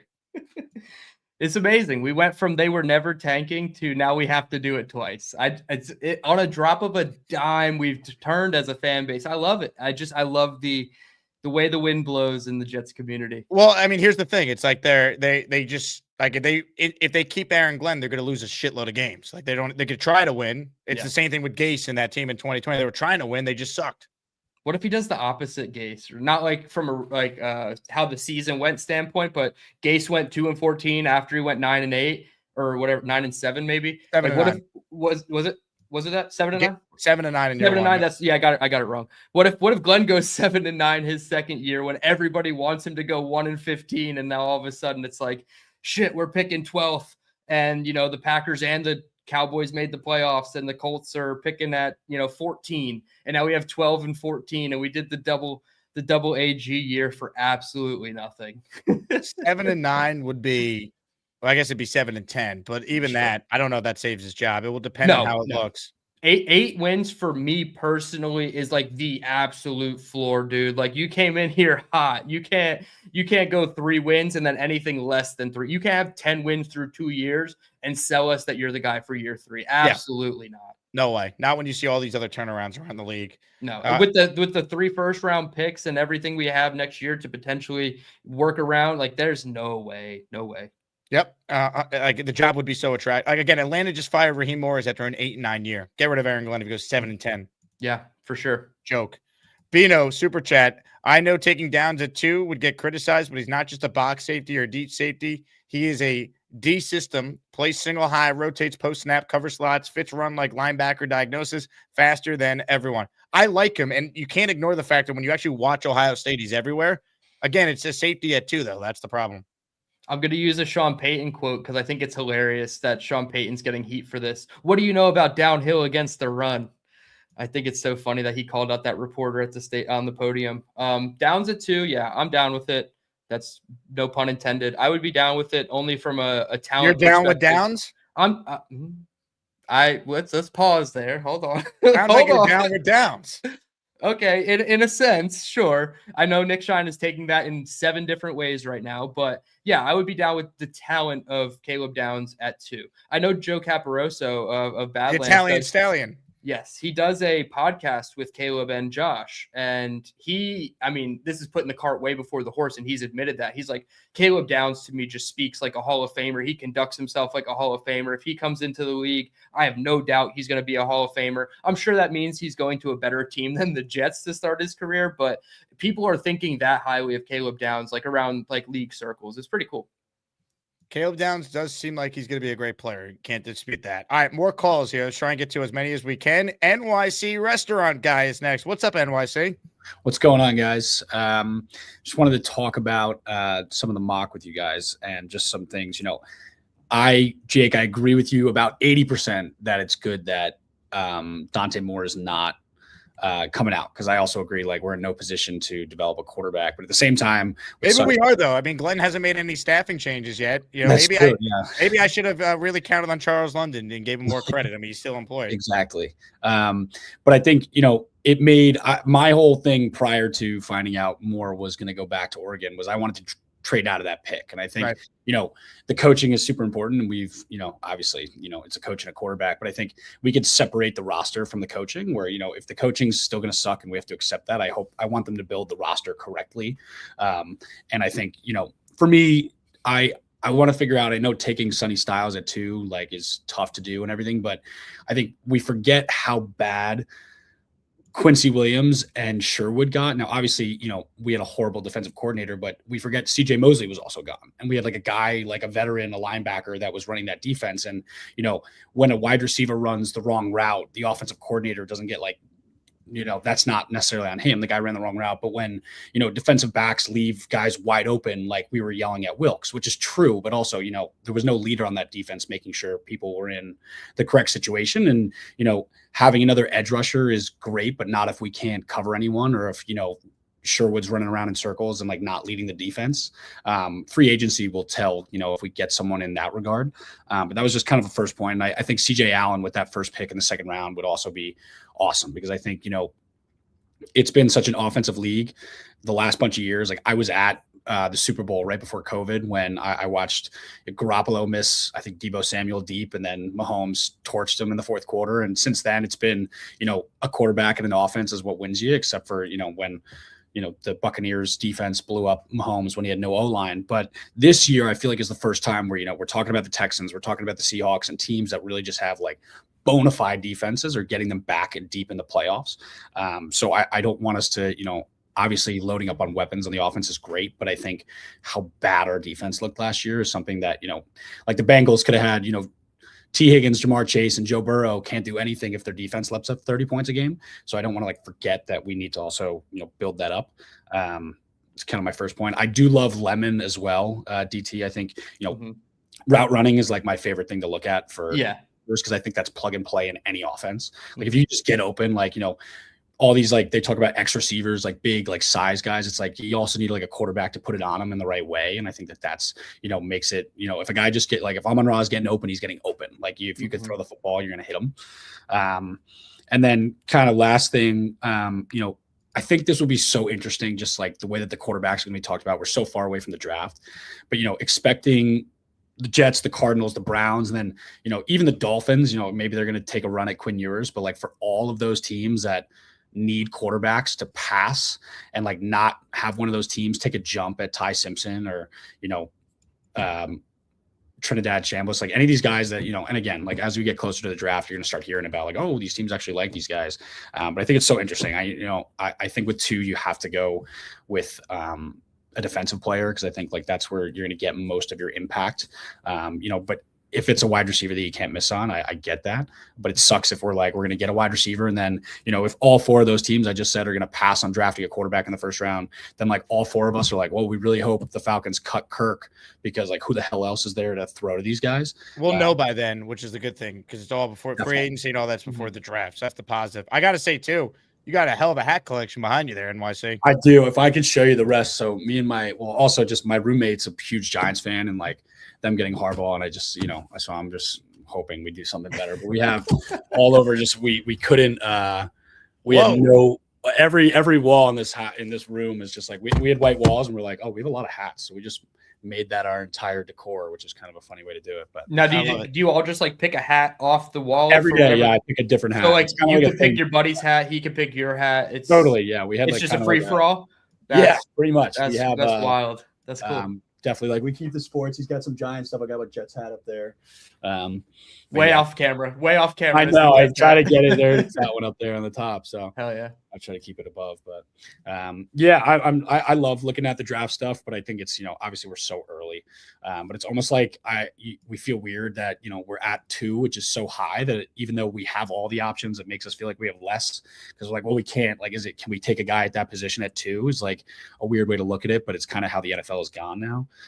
But yeah, like even Caleb Downs as well. I think like a leader on defense, and even the Jamal Adams days, like we were horrible, and like that was for so many other reasons, but like the way that he changed like the I don't know, the kind of culture of our defense outside of coaching and things like that, I think would be huge for us, because as much as we would love to be the team that scores 35 points a game, I don't really know if that's in the New York Jets cards really ever. We've always been like a hard-hitting defensive team, and it kind of sucked to have a year like, as much as losing 13-10 with Zach Wilson was the worst, it also sucked to let up that many points. It was almost like more embarrassing as a Jets fan. But I'll tell you what, NYC, great call. And here's what you have to just understand.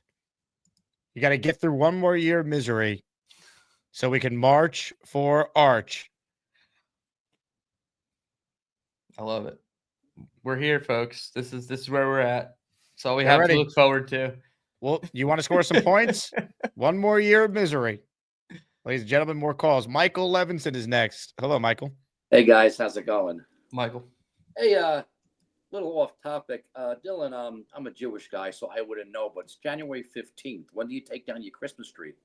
So yesterday was my dog's birthday, and I always use his birthday as the hard deadline, but I was so tired after work yesterday that it's coming down as soon as this show's over. I promise. I hate being that guy that keeps it up. Some people, like, they'll keep it up into February. I'm not that type, but my dog's birthday was yesterday. We celebrated it. So now I'm gonna take it down. Because I didn't know what protocol was, Yeah, and there's also football things on the tree, so like I feel like it's somewhat relevant, but at the same time we're way past it. The season's over. Oh, the season's been over. I mean, we're talking draft here in the playoffs. Next season's already over. We're marching for Arch. Oh, well, no, listen, Jake, listen, okay? It's a Jet-like thing where for some reason we'll get Cousins and they'll win 10 games, and then we're gonna have freaking, like you said, Dylan, we're going to have this guy for another year. It's so Jet-like. I was wondering about the Arch Manning and would he play for us? But that's a good point you made, Jake, that, his uncle lives not far in Jersey. So that's a good selling point. I got to tell you, I think he would play for the Jets. I don't think he's going to do what his uncle did. And I also know for a fact, just talking to Gary Myers, who's very close to the Manning family, that he's already said on the record, on his own show, he even tweeted it, that he doesn't think that Arch is going to do what his uncle did. So if the Jets could get him, they could get him. He obviously has to live up to being what they're projecting him to be. I think he would go number 1 maybe this year, though, if he came out at the end of the year playing so well 100% at Texas. But there'll be other quarterbacks. Like again, if they're keeping this coach, I'm not going to go into next year optimistic. The second they start 1-5, I'm in tank mode like everyone else. That's kind of where I'm at. Well, I'll tell you, I mean, I could see how slight it might be. Someone trading up for 2 that might like a Baines, that might like a Reeves. I mean, you just, these guys, or a Tate. Maybe someone wants Tate at 2. I'd love to get another number 1 next year and just get as much ammo as we can. I'm not saying trading out of the top 10, but it's not out of the realm. But who the hell knows? This is, I told you I'm 64 years old. I don't have any confidence. This is the lowest I've ever been that I'm ever going to see a Super Bowl in my lifetime, ever. I just don't see it. But let me ask you a question. I'm always curious about this. Maybe you can ask me, Jake. So Woody Johnson is the owner. He bought the team. How did the power structure go? Did he buy it with Johnson & Johnson money, his own money? His own. Brother. Yeah, his own. He's not part of Johnson & Johnson. He's like separated from that, right? Because of the whole Jets thing. Like this is his project instead of J&J. So that's why it's him and his brother and so on. But I just, with the Harbaugh thing, I wanted him. Man, I'm not saying that I don't want him, but him and his brother could be slightly overrated because if you look at John Harbaugh, okay, he's in Baltimore for 18 years. He's won 3 playoff games in 8 years. He had Joe Flacco and Lamar Jackson both in their prime and won 1 Super Bowl. Well, the Super Bowl with Flacco is incredibly impressive because Flacco was good, not great. The argument against Harbaugh is his team's underachieved the last several years with Lamar being as good as he was. But Michael, from a Giants standpoint, they have instant credibility. They have stability. Like they'll be back on track. And I actually look at the Harbaugh to the Giants thing as good news for the Jets. It will bother Woody Johnson to no end. The Giants are getting all this praise, all the headlines, all the attention. I think they'll be good next year because I think Harbaugh, his worst year is 8-9. Like that's what we're talking about, the level of coach he is. Yeah. And I think it's going to force Woody's hand to have to hire a legit head coach if Aaron Glenn fails. I do. And I believe Harbaugh has a relationship with either the Maras or the Tishes that predate all of this. So like there is definitely background between them. So yeah, but like I said, I mean, then I hear rumor out there that he likes Leonard for his defensive coordinator, because of course we do. So now he does. He's going to bring Art Monk with him. Okay. Todd Monken, yep. Tom Monken. It's the worst being a Jet fan when you get up at 5 o'clock in the morning to go to work, and the first thing on your phone is you have an alert that he's going to the Giants. I mean, how much worse can it just be? It's just. But one last question for you, Dylan. If your father is a Bears fan, how? Because usually, my mom was a Jets fan, and I grew up with my mom. My dad wasn't really part of my life in the early years, so like I just easily slid to my mom's favorite team. Okay. But she took me to the Monday Night Miracle when I was like 5 or 6 years old. Obviously, we left before not the game itself, but to like a watch party with like her and her friends. And I remember I was sitting there with the Rydell kids jersey and pants and the helmet and everything. And we obviously left because they were getting blown out. But then you wake up the next day and you find out that they won the game, and you're like, wow, I like this team. And it happened like that. But yeah, my dad was a Bears fan from the jump, and I couldn't get by with how they ended Wayne Corbett's career in that 20-13 game when they flipped him and he landed on his neck. And I couldn't get past it. So for the longest time, I didn't like the Bears. Well, I was at the Monday Night Miracle game. Wow. I had season tickets. My section was right next to Fireman Ed. And I didn't leave. Everyone else did. And that was quite a sight because people were trying to get back in and they wouldn't let them in. But that was a hell of a night. But yeah, so, listen, it's good to talk to you guys. And one last thing, I got to get Tucker to the Mets. I gotta get that. I'm telling you, I've been waiting. I'm checking my phone. The Yankees could have Bellinger. Give me Tucker. Well, I'll tell you what, they gave him a $50 million a year offer. We'll see. I mean, if the Blue Jays reportedly offered something closer to 8 or 10 that I saw, I think he'll take that. But we will see. Good call, Michael. Appreciate you. Want to keep it rolling with the calls. I did want to shout out Big Fella because he goes, Jailhouse Mike is back. Love the shirt. We got Michael wearing his jail shirt again, so all is right in the universe now. Top Dog Coverage says, with the Dante Moore news, we should focus on Edge or LB with the second pick. We could use a solid receiver if we take care of our offensive line contracts in free agency. Yeah, again, I think the mock that Dane did will be a popular one. Pass rusher at 2, receiver at 16. We could debate the player, but 2 premium positions with 2 premium picks. DT, I like your expression. Yeah, that's really what it has to be. So like for me, I'd be leaning a little less about linebacker as opposed to edge. Like if you're not getting the quarterback, get the guy who is known for hitting the quarterback. That's like the next best analysis I can give. And then go attack playmakers, please. Wide receivers, tight ends, even if it's Kenyon Sadiq. I don't really like any of the guys in like the second round range, but yeah, I'm totally with it. Edge and wide receiver. Dane hit a A+ for me. Comments, questions, super chats. Mace B wants to know, who does Dylan like in Pats versus Texans? Texans for me. Yeah, I think I answered this in the chat, Mace B. I'm rooting for the Texans for the fandom's perspective, but the Pats have just proven to me that they can win any way possible. So I'm taking the Pats -3.5. Fair enough. All right, super chat here. Did I miss one? I think we're all caught up. More of your calls, shall we? We've been talking a lot about Arch Manning. This guy is a Texas Longhorns fan. So, ladies and gentlemen, let's say hello to this guy who will be up next on today's program. Chicken with pasta is worse than peanut butter with sandwich. Before we start tanking for Arch, do we want to address? I like Arch. It was a roller coaster with him for sure. March for Arch. Calling for him in 2024, then I was calling for him to be benched in 2025, and then by the end of 2025, I thought he was the best player in college football. So. Yep. The inconsistency issues. I don't know. I'm just saying. Before we tank for this guy, let's see if he can correct that. We don't have to tank for him. We employ Aaron Glenn. Gary, would you say he's 1-1 if he came out of this draft class? Yeah. And this, yes, for sure. We talked about this once. Well, I said it, and then Jake asked me if I was like certain about that, and you like confirmed it in the chat. But I'm it's a little in jest because I remember talking about this already, but I wholeheartedly agree with you. It's a roller coaster with him, man. But like, let's see what he does next year. Let's see if he can. Yeah. Let's see if the chart can go up and to the right instead of like a roller coaster. But I wanted to talk about Dante Moore real quick. And I got two thoughts on quarterbacks. I was just doing the tape on Dante Moore the night before and then the morning of his announcement, assuming he was going to go. Mm-hmm. I kind of signed off on him. I was okay with the Jets draft. I'm not saying he's going to be the next great thing. I just look at Dante Moore. The ball Spencer Rattler or Dante Moore. We need to know. That's why he went back to school, Gary. You Don't put do your that. stamp of approval on him.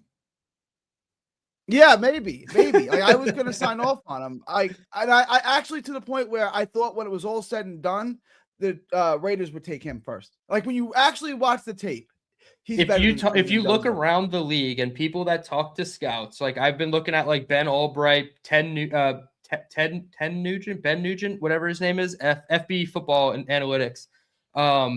They're in the league circles talking to people, and it was not a foregone conclusion leading into the Indiana game for Dante Moore. And some teams and scouts said, yes, we have Dante Moore higher. I was going to do a video on it, but I felt like people still wouldn't believe me, even if I showed them the evidence to back up my claim that it's still Fernando Mendoza number one. But yeah, no, it was definitely a thing leading into the Texas Tech game, leading into the Indiana game, that some scouts liked Dante Moore better.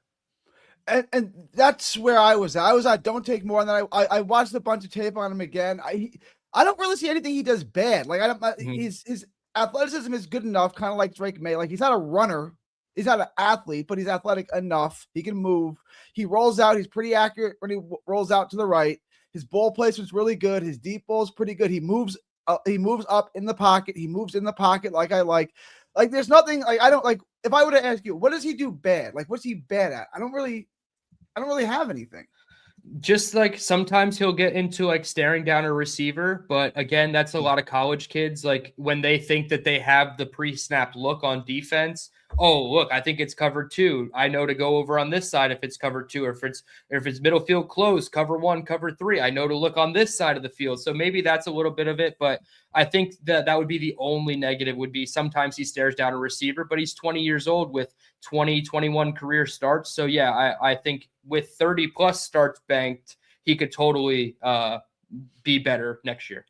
And that's like kind of my thing here. Like, I just wish there was the tape I saw him. I just wish there was more tape on him. Like he hasn't played a whole lot of football. That's my concern with them. And that's why we don't have to worry about it. It's great news for the Jets. Well, that's my next point. With Mendoza, who I thought would fall to us at 2, they keep saying he's such a great decision maker. I'm watching him. All they do is run quick outs out of the RPO. I think the decisions are made for him. The decisions are made for him. That's exactly what I was going to say. He knows where he's throwing the ball before he gets the ball. Yeah. Right? Like, which isn't a bad thing. It's just he operates the system perfectly, which is like, does it translate to every system in the NFL? We don't know. But yeah, the decisions seem like they're very predetermined from a positive standpoint, right? They're coaching those easy decisions out of him where he doesn't have to think too much. And then you play freer. That was Sabo's argument. Is he a great quarterback? Maybe, maybe not, but he doesn't need to be. He can work in our system.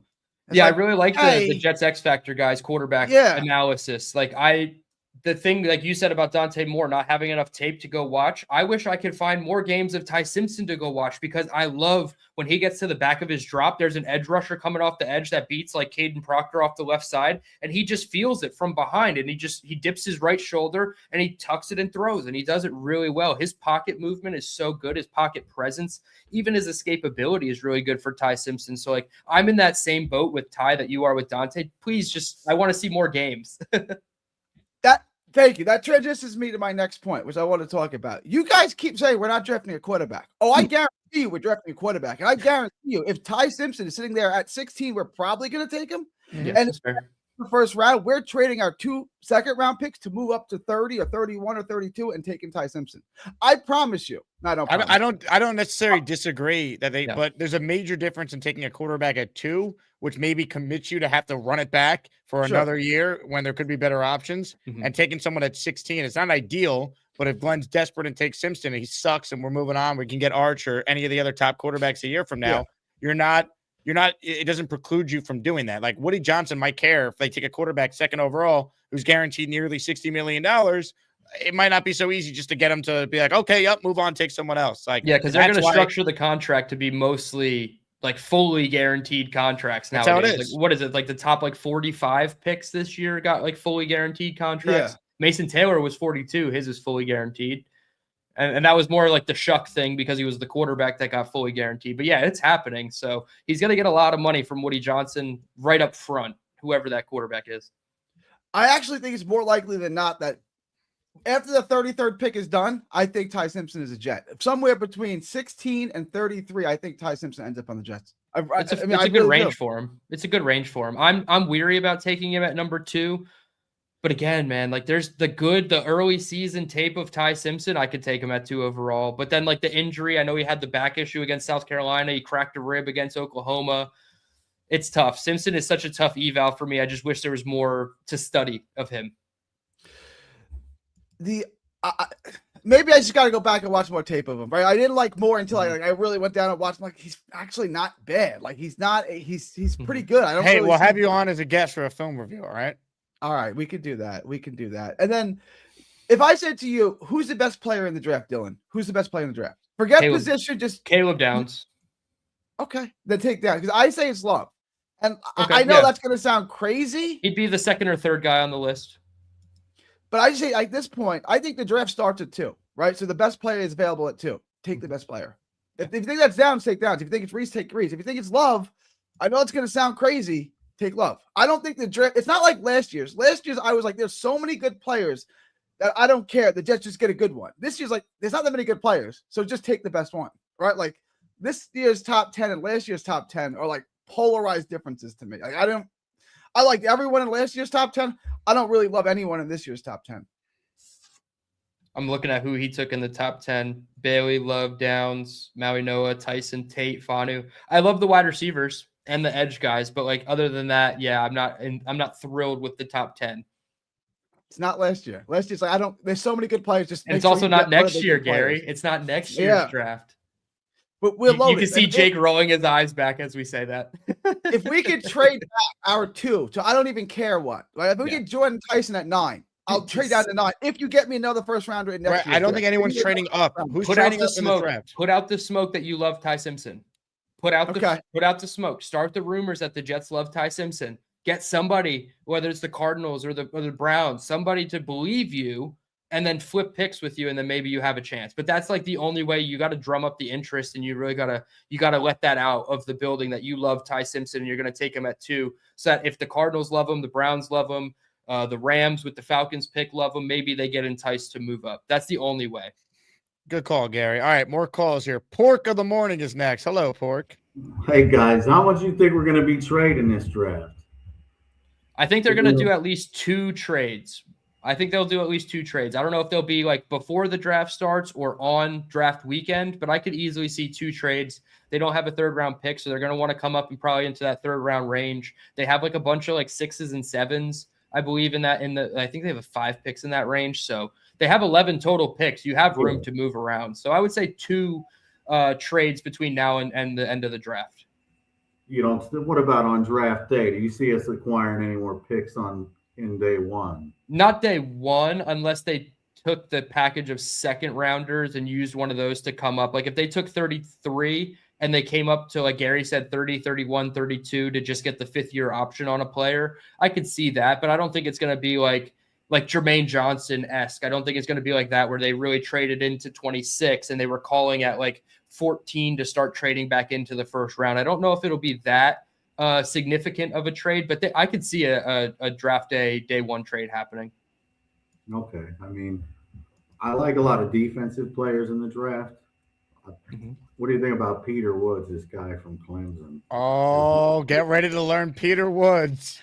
I've not done the tape study on the defensive tackles yet. I know Peter Woods is a talented player. I live here in South Carolina, so I watch Clemson and the Gamecocks way more than I admit or am willing to admit to. Unfortunately, I think they were like six win teams each. So I don't hate it. And it felt like a lot of like Florida State the other, what was it, like 2 years ago, where Josh Farmer and like Jared Verse and those guys were really balling out on a 1-win Florida State team. That's how it felt like with Peter Woods and TJ Parker, his defensive line mate. So I don't have enough knowledge on Peter Woods, but from what I've seen, I mean, sure, you could take him at 16, but I don't know. I feel like our guy Buffalo Jet fan has hammered that into my head too much, where now I hate him, even if he's like a 7th round pick.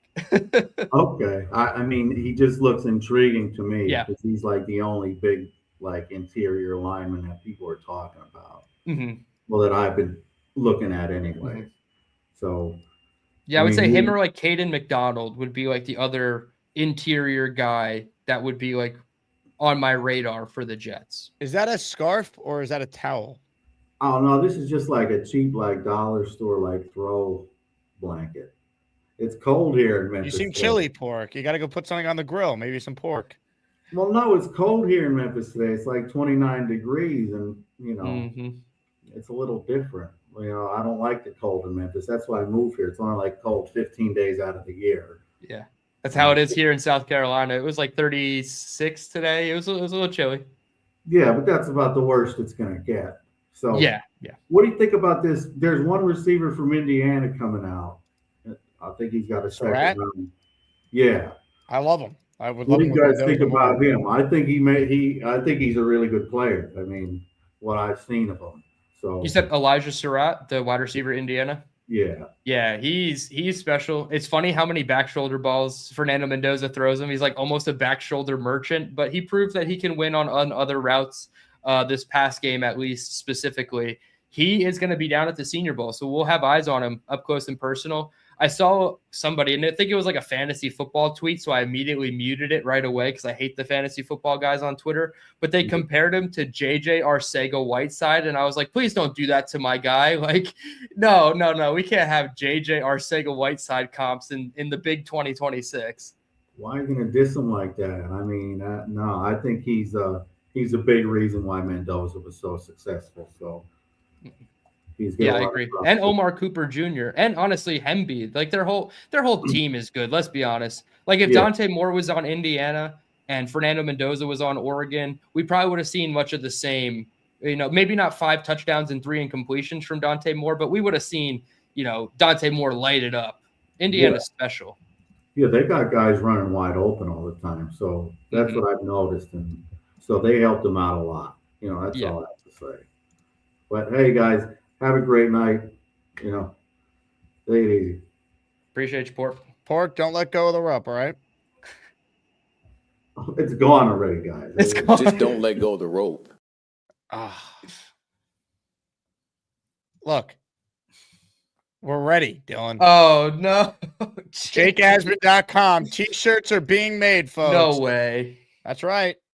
That's right. This is what happens when you don't fire the worst head coach in the NFL. You're not going to get positivity from me on the field. You'll get positive Jake with the tank to get Arch Manning.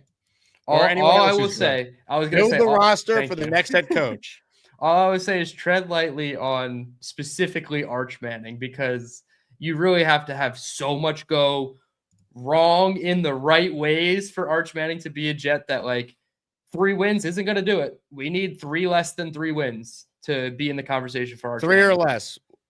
Yes, but like it's probably going to have to be like 1 or 2. Like there might be some really bad teams this year. Well, it was 3 this year that would have done it. You would need really 2 to get it by yourself. Really, Strength of schedule. Yeah. It's hard to only win 2 games in the NFL, though. It really is. Yes, it really is. We won 2 just based on Chris Banjo and Breece Hall throwing a touchdown. Yep. JD says Jake will be sold out weekly. This honestly might be the most successful T-shirt we have in the history of the merch store. So I will definitely get some shirts made.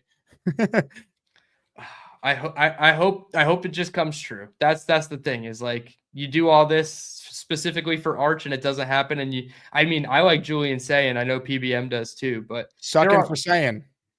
Whoa. I don't know if I like that alliteration. Why?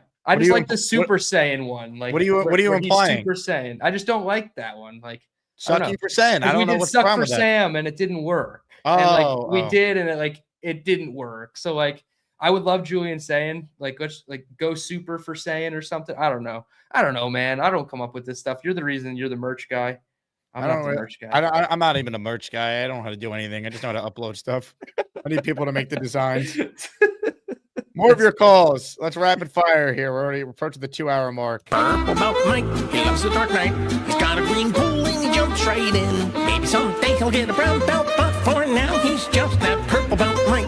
Purple Belt Mike, it might be purple, but he can still kick your dirty ass. So DT, we're praying for the Super Saiyan.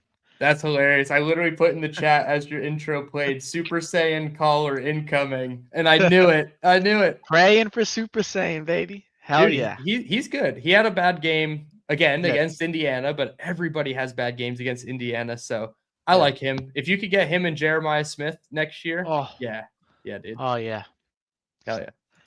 We don't have to pray to tank. I can tell you that. We're just gonna walk right into that bitch right there. You know what I mean? If we keep Aaron Glenn, we are well equipped to do this properly. Oh yeah. Yeah. So it's all good. We're the freaking New York Jets, so we're shit. Yeah. Another 3-win season. Hopefully it's 2. Solidify the #1 pick.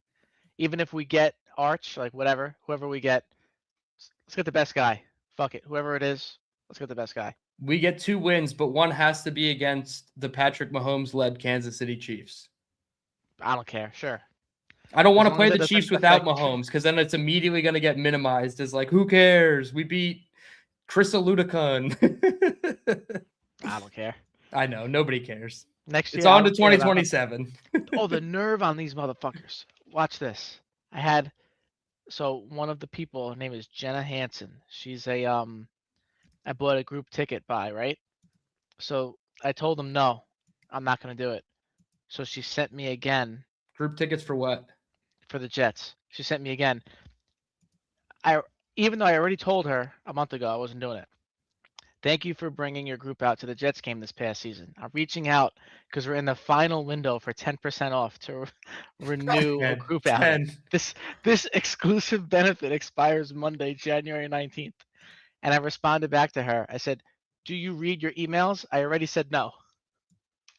That's crazy. 10% off is all they could do, coming off 3-14. And it's January? Like, it's unbelievable, dude. It's unfucking believable. When we know during the season, when they're 0-5 or whatever, the prices are going to plummet.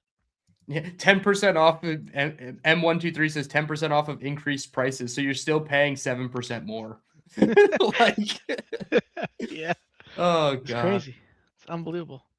The PR team is terrible. You almost have to feel bad for them. Like, they have to do their job, but like, what else are they supposed to do? Not call you and ask you, not email you and ask you. You know what I mean? It's just, it comes off as tone deaf, and I totally get it. Same thing with like the Twitter team posting the Brees highlights today. It's like, dude, he might not be here in 2 months. Please don't do this. Like, but they have a job to do, unfortunately, just like we all have a job to do. Yeah, but there needs to this is the problem. This is why I say I need the director of common sense job, because I would say don't be posting about the offensive line playing all 17 games. That's exactly what I was gonna do. Yeah, this wouldn't happen. Like, since 2023, like it hasn't been a year and a half. Like, what the fuck? They're the dumbest organization in sports. It's rough. It's rough. Again, they have jobs to do to promote on social media, but stop with the dumbest post of all time. Take a break. Don't post anything for a couple of weeks. We all need some time right now. Enough. Mm-hmm. It's less is more right now. Less is certainly more with the content team. And then you got the Giants over here doing the right thing, and it's just, oh man, more shit to clown on the Jets for, because they're just doing the right thing. That's right. So that team is going to be in the playoffs and all that shit probably in the next couple of years, and we're going to be here all fucked up. I don't know. Whatever. It is what it is. Well, we're going to get Joe Burrow PBM. I wish. I'll trade all 5 for it, but it ain't gonna happen. It's Pluto No, talking. It's not happening. Yeah. Better chance at Gary going on the moon. Joe Burrow on the Jets. Hey, I need some feedback from the chat. What do we think about this for the shirt? Should the logo be a little higher up? Kind of messing around with it. Should be. What about a Sane shirt? You send me a logo. I'll make that too in the merch store. All right. I'm gonna work on it. All right, Maybe use a little, ChatGPT. maybe a little higher. Maybe a little Peace. higher. Later, Mike. Mike, farewell. Oh, Mike, hold on. Oh, he canceled me, not Mike. There he is. I'm working on some t-shirt designs as you two were talking about it. Anyway, let's get to more of your calls in the meantime. Let's say hello to a man who is a big believer in Aaron Glenn. Just kidding.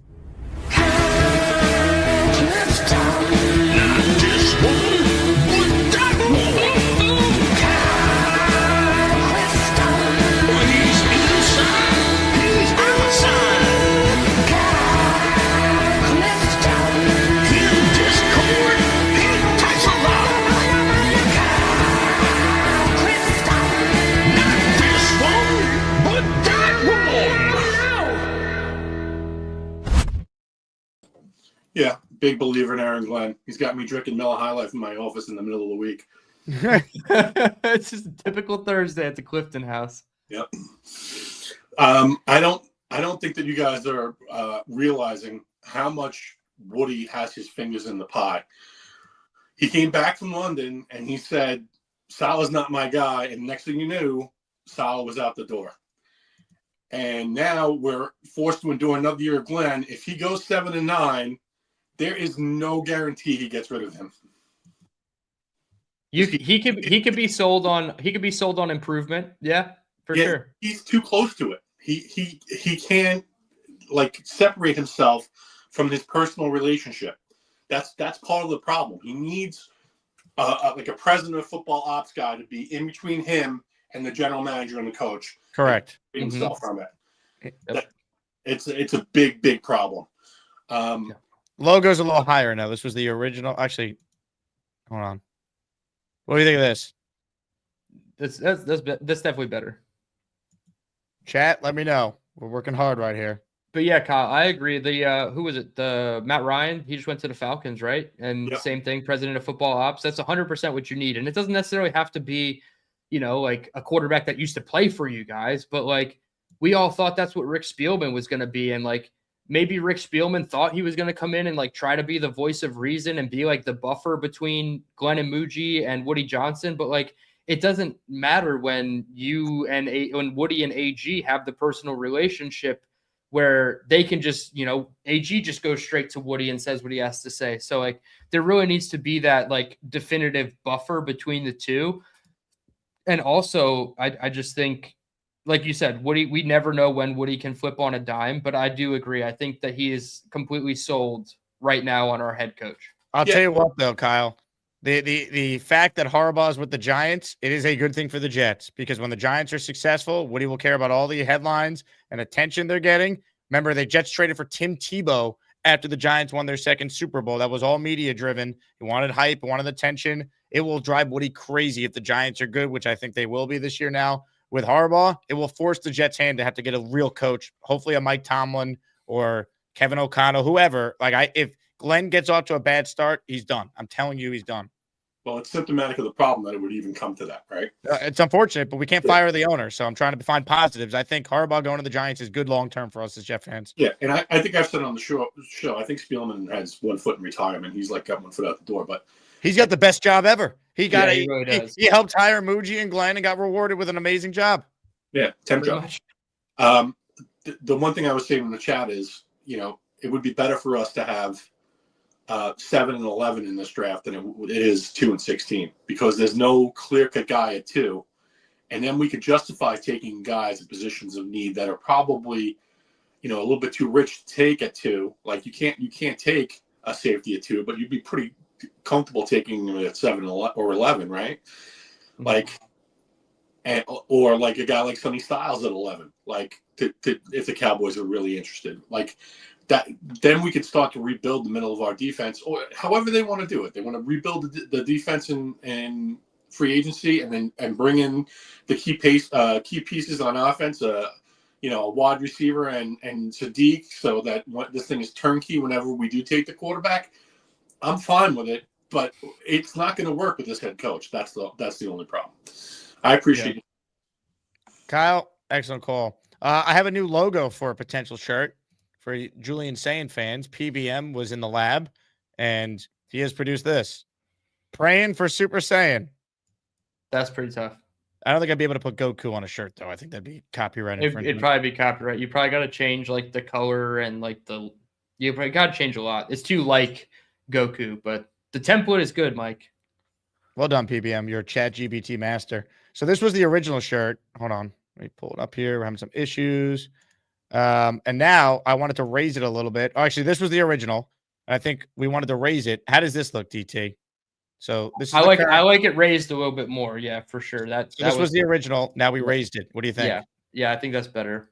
Folks, I think we have something here. I think we have a shirt. It's all happening. Ladies and gentlemen, our next caller has promised to wear the shirt when we release it. She's going to order them. Ladies and gentlemen, Amanda Madison is up next on the show tonight. Hello, Amanda. Hi. So I'm like mid getting ready, but I have a good Jets take. Are you going to buy a shirt? What is this? I'm a Julian Saiyan fan, just given Ohio State. Mm-hmm. But we praying? Yeah, I would take either, honestly, as long as AG is no longer the coach. But I have to say the stars are finally aligning for the Jets team from my perspective. I am a newer fan, but I think that the fact that Dante Moore went back to school and that John Harbaugh went to the Giants. Where are you calling us from? Like underwater? No, my bathroom. A very echoey bathroom. Yeah, your audio is trash. It's like the Jets. Well, I'm regressing to the mean. Here, I can migrate for you guys. You do sound better out here. How good now? Much better. All right. Mm-hmm. All right. Yeah, so the echo's worse. Maybe I'll try calling in with headphones. Well, do something. All right.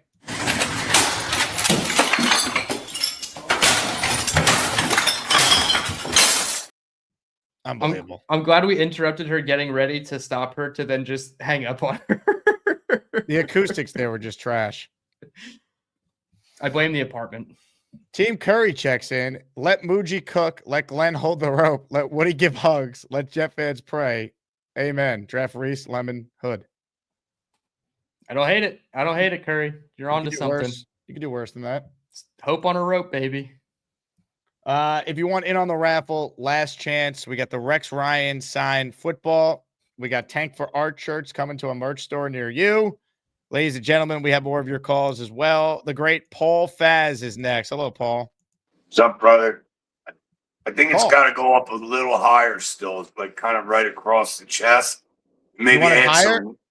Yeah, I think it's got to go up a little bit more. And then add some laces to the top would look nice. A couple white laces. Maybe something right underneath, like the arch part, like unfortunately, maybe right Jets, or something. I don't know. A little something underneath. That's my thoughts. And then, I know I was earlier optimistic, but I'm back down in the crapper because I listened to the interview of Baltimore's owner. I don't know if you guys got to listen to his interview. I did. But, just he's professional. Like, it's just, he cares. He actually, you could tell he knows football. Like, he does understand it's a full thing, right? From management to players to everything, right? And it's just like, what does Woody know? Zero. Woody knows zero. And that's why we're losers, because he just, it's a hobby for him and he's bad, and it's a bad hobby. And I'm sick of it. And now I'm pissed off again because Woody sucks. And maybe I'll become a Baltimore fan. Just kidding. I'm definitely not a traitor like some other names I could mention that follow us, but that's what you do, boys. And listen to that interview because the dude is the bomb. He's just a cool cat and he cares. And you could tell from his interview, he's going to hire somebody that was already a coach that's that got fired, and he's going to rehire somebody, whether it may even be our ex-coach. But you could tell by the interview, I thought it was great. Thanks, boys. Later. Paul, appreciate it. I don't know how Paul would feel about this comment here. Kendrick wrote in, this is Gorman on Ozempic in a few years.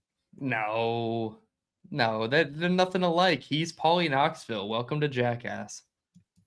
Ladies and gentlemen, more of your outstanding calls. I have to get to my intro tab for this next one because he's got an intro that we all could sing along. Holy shit, look at that beard! He has a beard, he's the man. Ain't no Santa Claus. Papa Jet loves the jet. He's one handsome son of a bitch. It's Papa Jet. Guys got me? We got you, Papa. Hey guys, what's up? Did it snow in where you're at, Jake, today? I haven't been outside today, but I don't believe so. Okay. I've been working all day. I did the 2.5-hour show this morning. I had the AFC Jets roundtable. I had to do Boy Green's show because yesterday we didn't do it because of Dante Moore breaking news. So I have done nothing all day. I probably stink. I need to shower. So I have no idea what the weather's like outside. Got over a foot here. I was just wondering. Wow. I need to touch grass, as Dylan said. I just said in the chat. Yeah, Jake's got to touch grass. Hey, as far as, I mean, that's a nice looking shirt, Jake, but no offense. I would probably wipe my ass with it because screw the Mannings. Ooh. Yeah, but if their nephew will help us win, I don't really care. I wouldn't get your hopes up because they'll probably won't let him come here.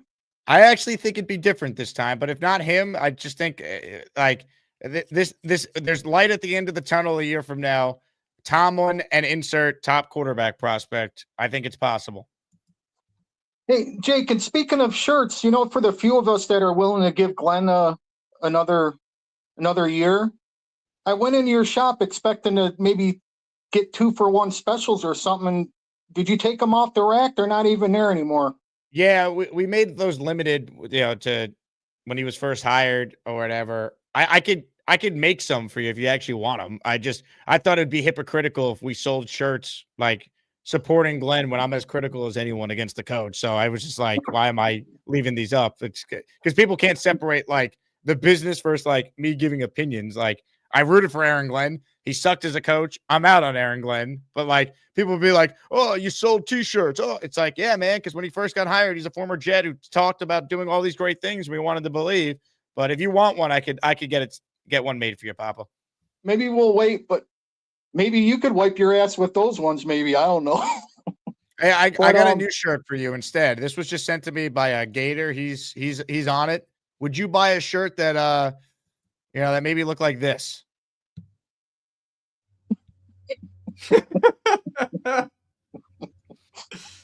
My wife probably would. I don't know. But anyways, hey, I missed the first 40 minutes, and Gator's great. Love him. DT, do you like for the number 2 slot? Is there anybody there that right now? I know it's still really a lot of things can change. Did anybody separate themselves in your mind as far as I wouldn't favorite? I don't know about a specific player, but 2 positions have separated themselves for me, and that's wide receiver and edge. Whether you go Mekhi Lemon, Carnell Tate, Jordan Tyson at the wide receiver position, or you go Ruben Bain, Arvell Reese, David Bailey.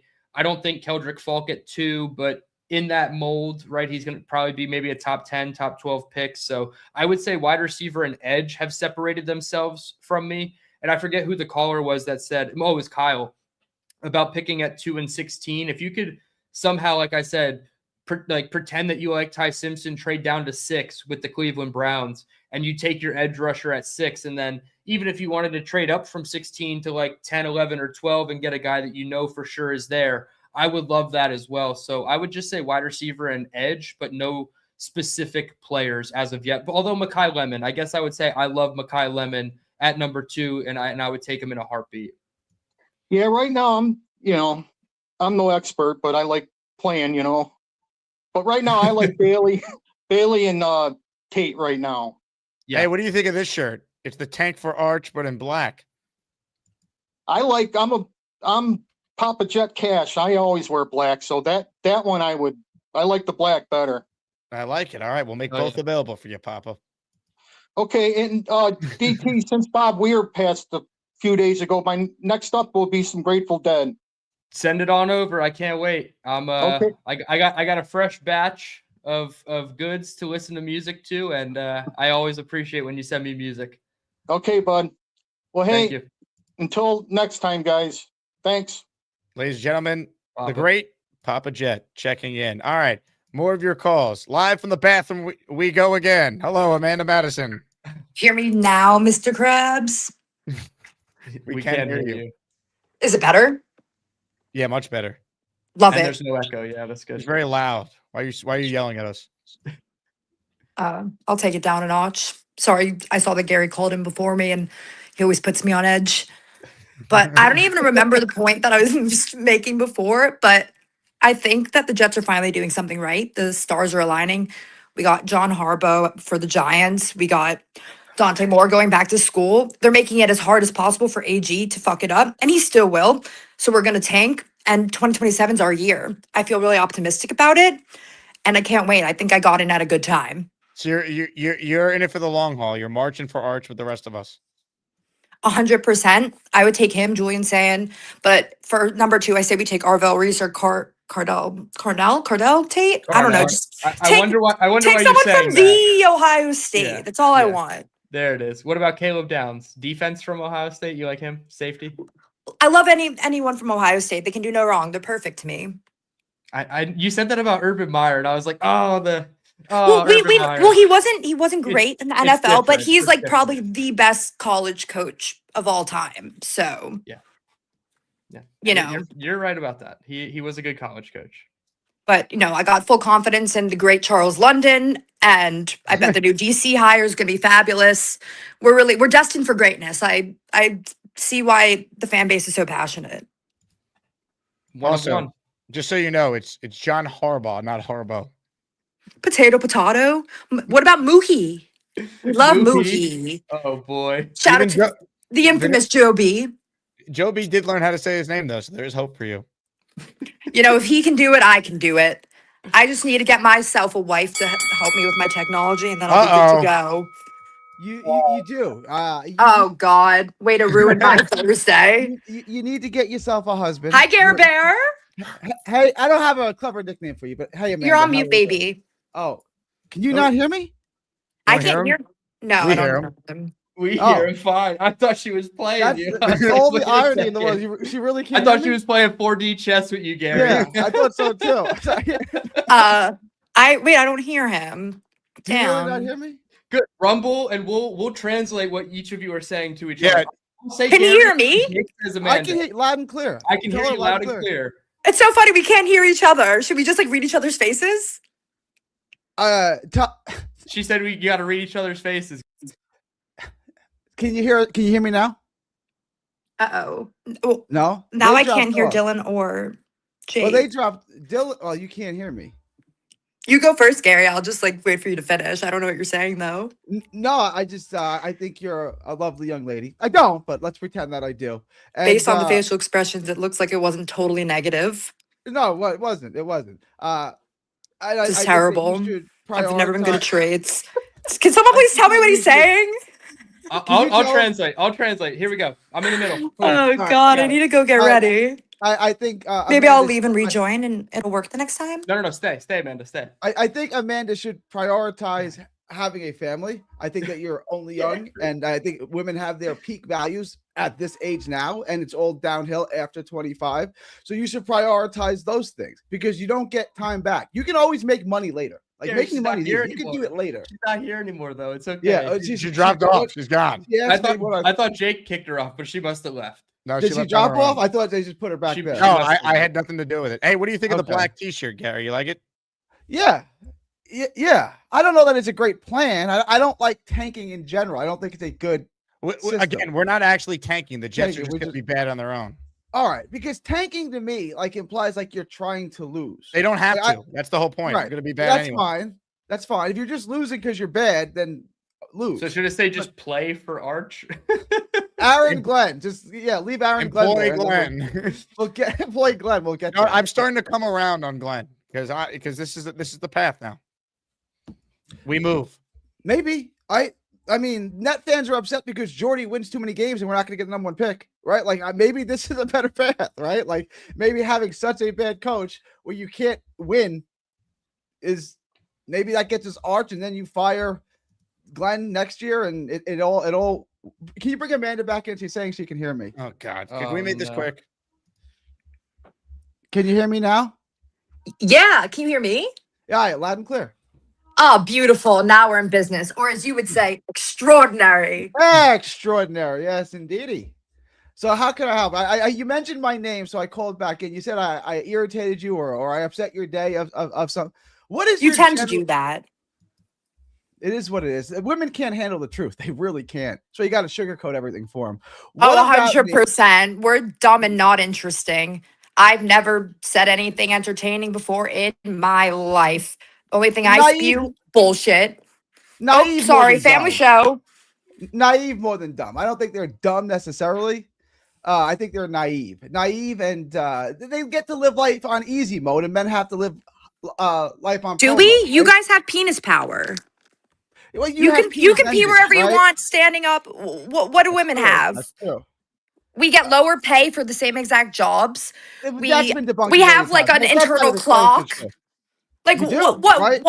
How do women have it better? Please enlighten me. Protecting and provisioning, and people are nice to you. And if your life goes, are they? You know how hard it is being a not ugly girl living in New York. I almost get I have people following me almost every day. I'm sure that's super. People like you. People are nice to you. People buy you things.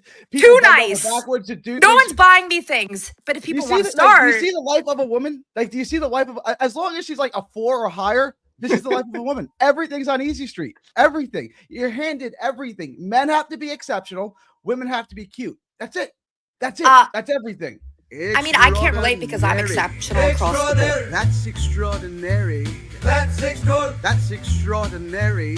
That's extraordinary. It's quite extraordinary. Quite extraordinary. You know, women shouldn't vote. Just do laundry and vacuum. Extraordinary. I couldn't do more of that. Thank you, Gary. Thank you, Amanda. Well done. Dylan, new logo for you before we wind down the show here. For me specifically, or? Yeah, Gator was in the lab. He was working, and he has a new catchphrase for you. Hold on. I know what this is, and I'm going to wholeheartedly agree with it. I've uploaded too many. Don't you hate that with StreamYard? Yeah, there should be an untapped limit, but I digress. Tank for Dylan's weed habit. Dude, 100%. If that's something we can get on board with as a fan base, let's go. Let's go. Black Gypsy wants March for Art shirts. We'll get there. Right now, we're releasing the Tank for Art shirt. If someone can make me a March for Arch logo, I could put that in the store as well. These shirts are about to be live here. I just got to finish all the edits. I'll have them. I'll post it in the Discord when we're done. Incredible. It just extraordinary. Great job, team. And we worked with the chat to get the design where it needs to be. It'll be available in both white and it'll be available in black. Hell yeah. I'm more of a black t-shirt guy. I create stains. All right. Sounded wrong. Let me get to one last call here. You ready for this, Dylan? Always ready. Ladies Final and gentlemen, caller, let's go. Our last caller. Oh, he muted himself. I hit the wrong button. Our last caller tonight on what has been a wild show is... I got my Iron UJ. I hope you like my Jets take.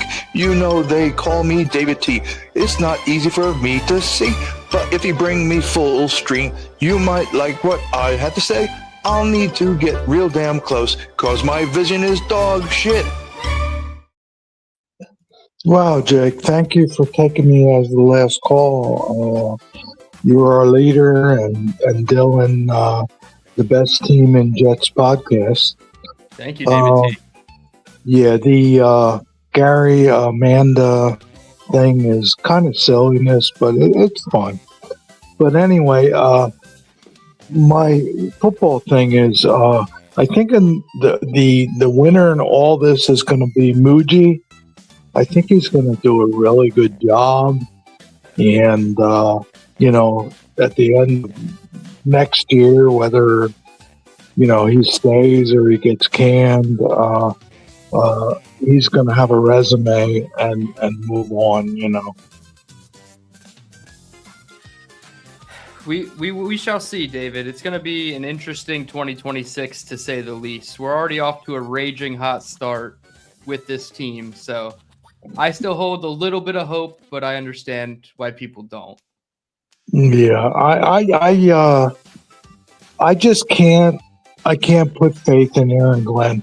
I mean, Muji might do his thing, and I don't think Glenn can coach him up. But I hope I'm wrong. I hope so too, David. Now, what do you want to see the Jets do in the draft? Do you have a preference at this point? Well, you know what? Thank you, Jake. Dante Moore, I'm glad that he's going back to school, and the mock draft that you put up really makes a lot of sense. And maybe take a quarterback in the second round or whatever, and go to Plan B. That's understandable.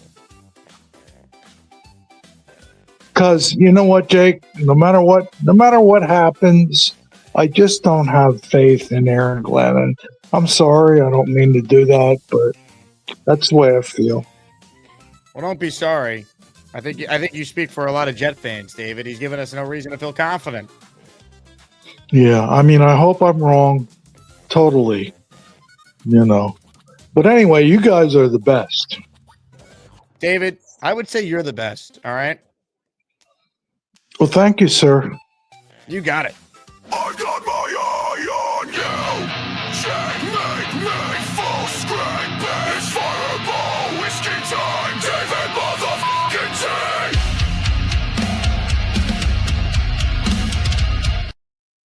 Dylan, you ready for a little breaking news here at the end of the show? Always ready for some breaking news. Breaking sports news on the Jake Asman Show. These shirts are live in the store, jakeasman.com.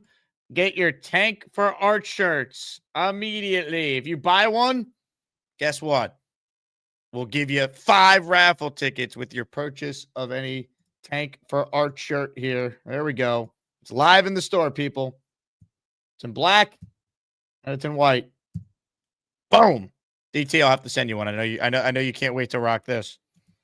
If this all comes true, Jake, I will be so impressed with this community. I've seen the future. Everybody on Twitter has a crystal ball that is much more clear than mine. I shake it up and it says try again later. I believe. It's always good to have belief, man. It's always good. Before we wrap up, we haven't checked in with this man yet. DT, I know you've been waiting all night to hear what he has to say. Right now, we're getting some gabagool. If you really want some gabagool, you got to come get the gabagool. Catch you later.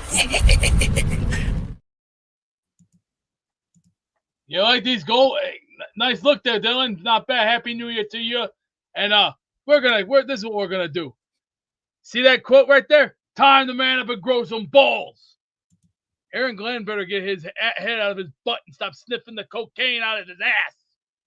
This team wants to survive. There's three things in this world that they're gonna need to learn. Strive to survive. Strike first, strike hard, no mercy. And learn to survive. This team needs to get it together now. Free agent market's gonna be wide open come after Super Bowl, which means the doors will be wide open. Start now. That means plan ahead now. Look at it this way. The $3.2 billion. We're gonna cut some red tape right out. Red tape will be cut. We're gonna take a lot of garbage we don't need. 8 new stars. We will go get those stars. I want boys. I want boys with an attitude. boys with a temper, and boys that will love to knock somebody's teeth right down their miserable putrid throat and break enough backs and bones, because this is the time to start saying, you want to come up here, let's break some backs, break some bones, grow some spines, and learn to actually earn your way up the ladder. Because there's an old saying, you start at the bottom, you work your way up the ladder. It's like everything that you work for. It's like an example. I'll give you a hint. Back in the old 90s, when the WWF used to be different, the Intercontinental title was like second best. That was like getting to the world title. For them to get to the world title, they're gonna have to claw, bite, kick, scratch, and bleed their way through hell. That means ice will be used. We're gonna go get everything we can get these boys, because these boys need to learn pain comes a price, and a price we're gonna pay for it. But you know what? It's gonna take guts from down in your intestines. Beast, who should the Jets draft at 2 and 16? First things first, get Mendoza first. Then you start looking at other options. Okay. What if we can't get Mendoza? Then your other options, you're going to have to start looking at USC. Look at UCLA. Look at Michigan. Look at Wisconsin, Texas, even Arizona. There's plenty of colleges out there. Get off your ass. Stop playing footsie. Be a man. Get the checkbooks out and start presenting these boys with some big dollars, because when you come up here, you're going to work your ass off. You're not just going to come here, get a check like that handed out to you. I don't think so. You want to earn your check? You're going to work for your check. And you know what time it is? A beast breaker, 666. I'm gonna take my fist and shove it up your ass, and then he gabba-goo.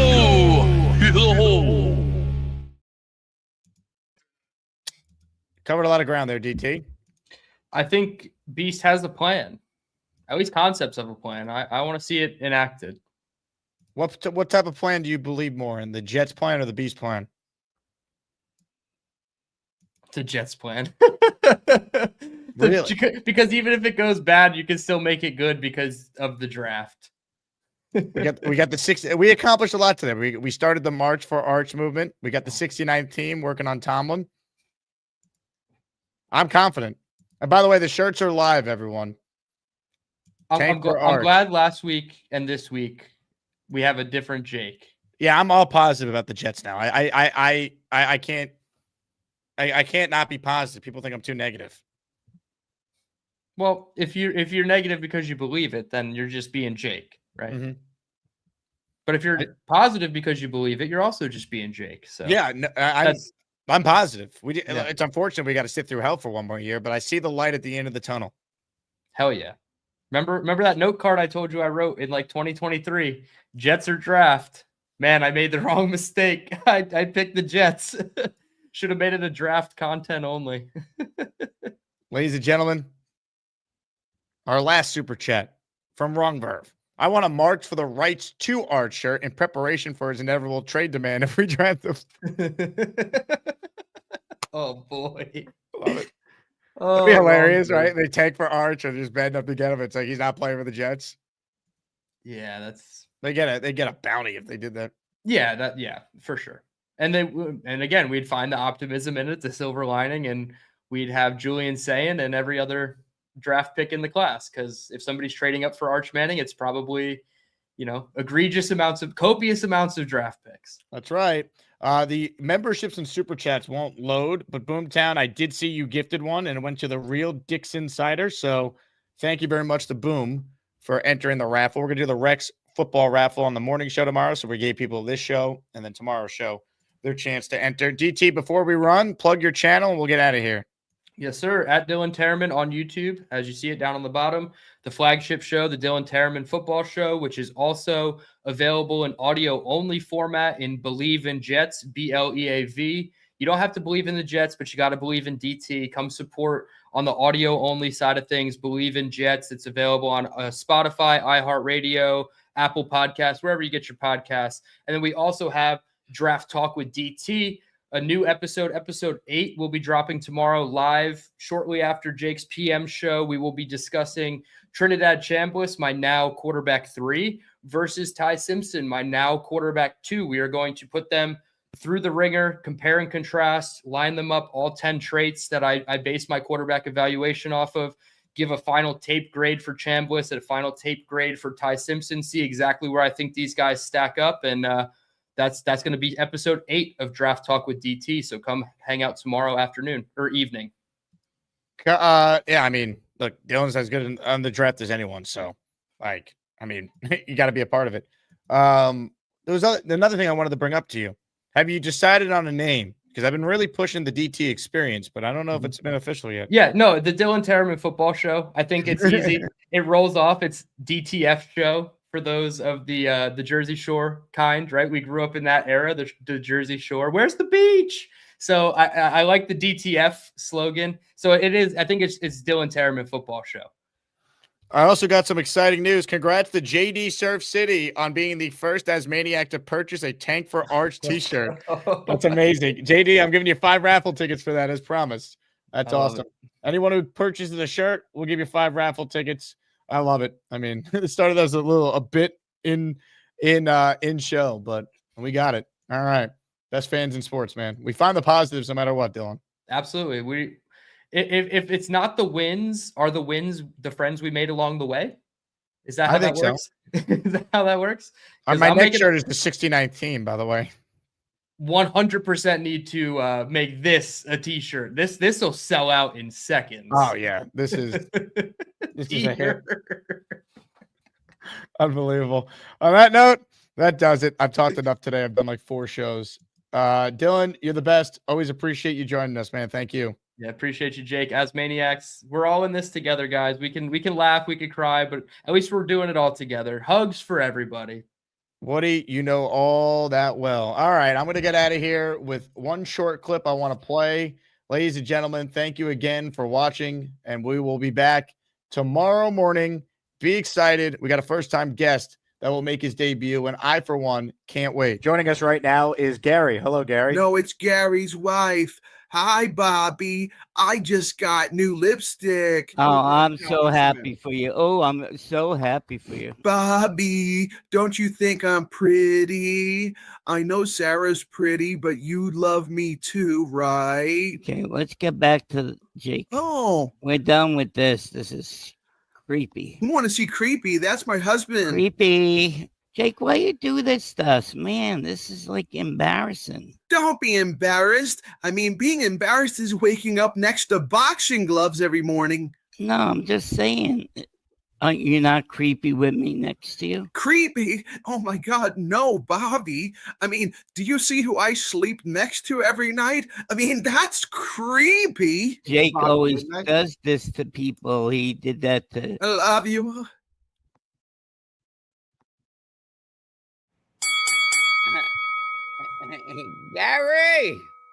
Gary, what's up?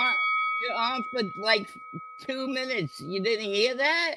Jake put you on. You're sitting there, and then he's ringing the bell. Yeah, my wife. Shut up, Gary. Bobby, would you sing me that pretty song that you sing me? When I think about you, I touch myself. Ooh, I want to make you mine. This is a good song, guys. It's a good song. You ain't kidding, Bobby. This song rules. When I think about Bobby, I do things.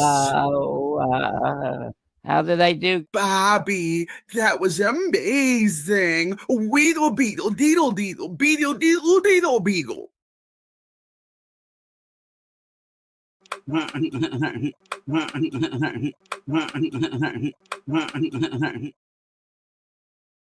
Hey, here's the deal. Just got no chance unless you click on that like button. And you got to make sure you subscribe to the Jake Asman Show. You don't, you can get the f*** out. Now let's go, Asmaniacs. We're built for this shit.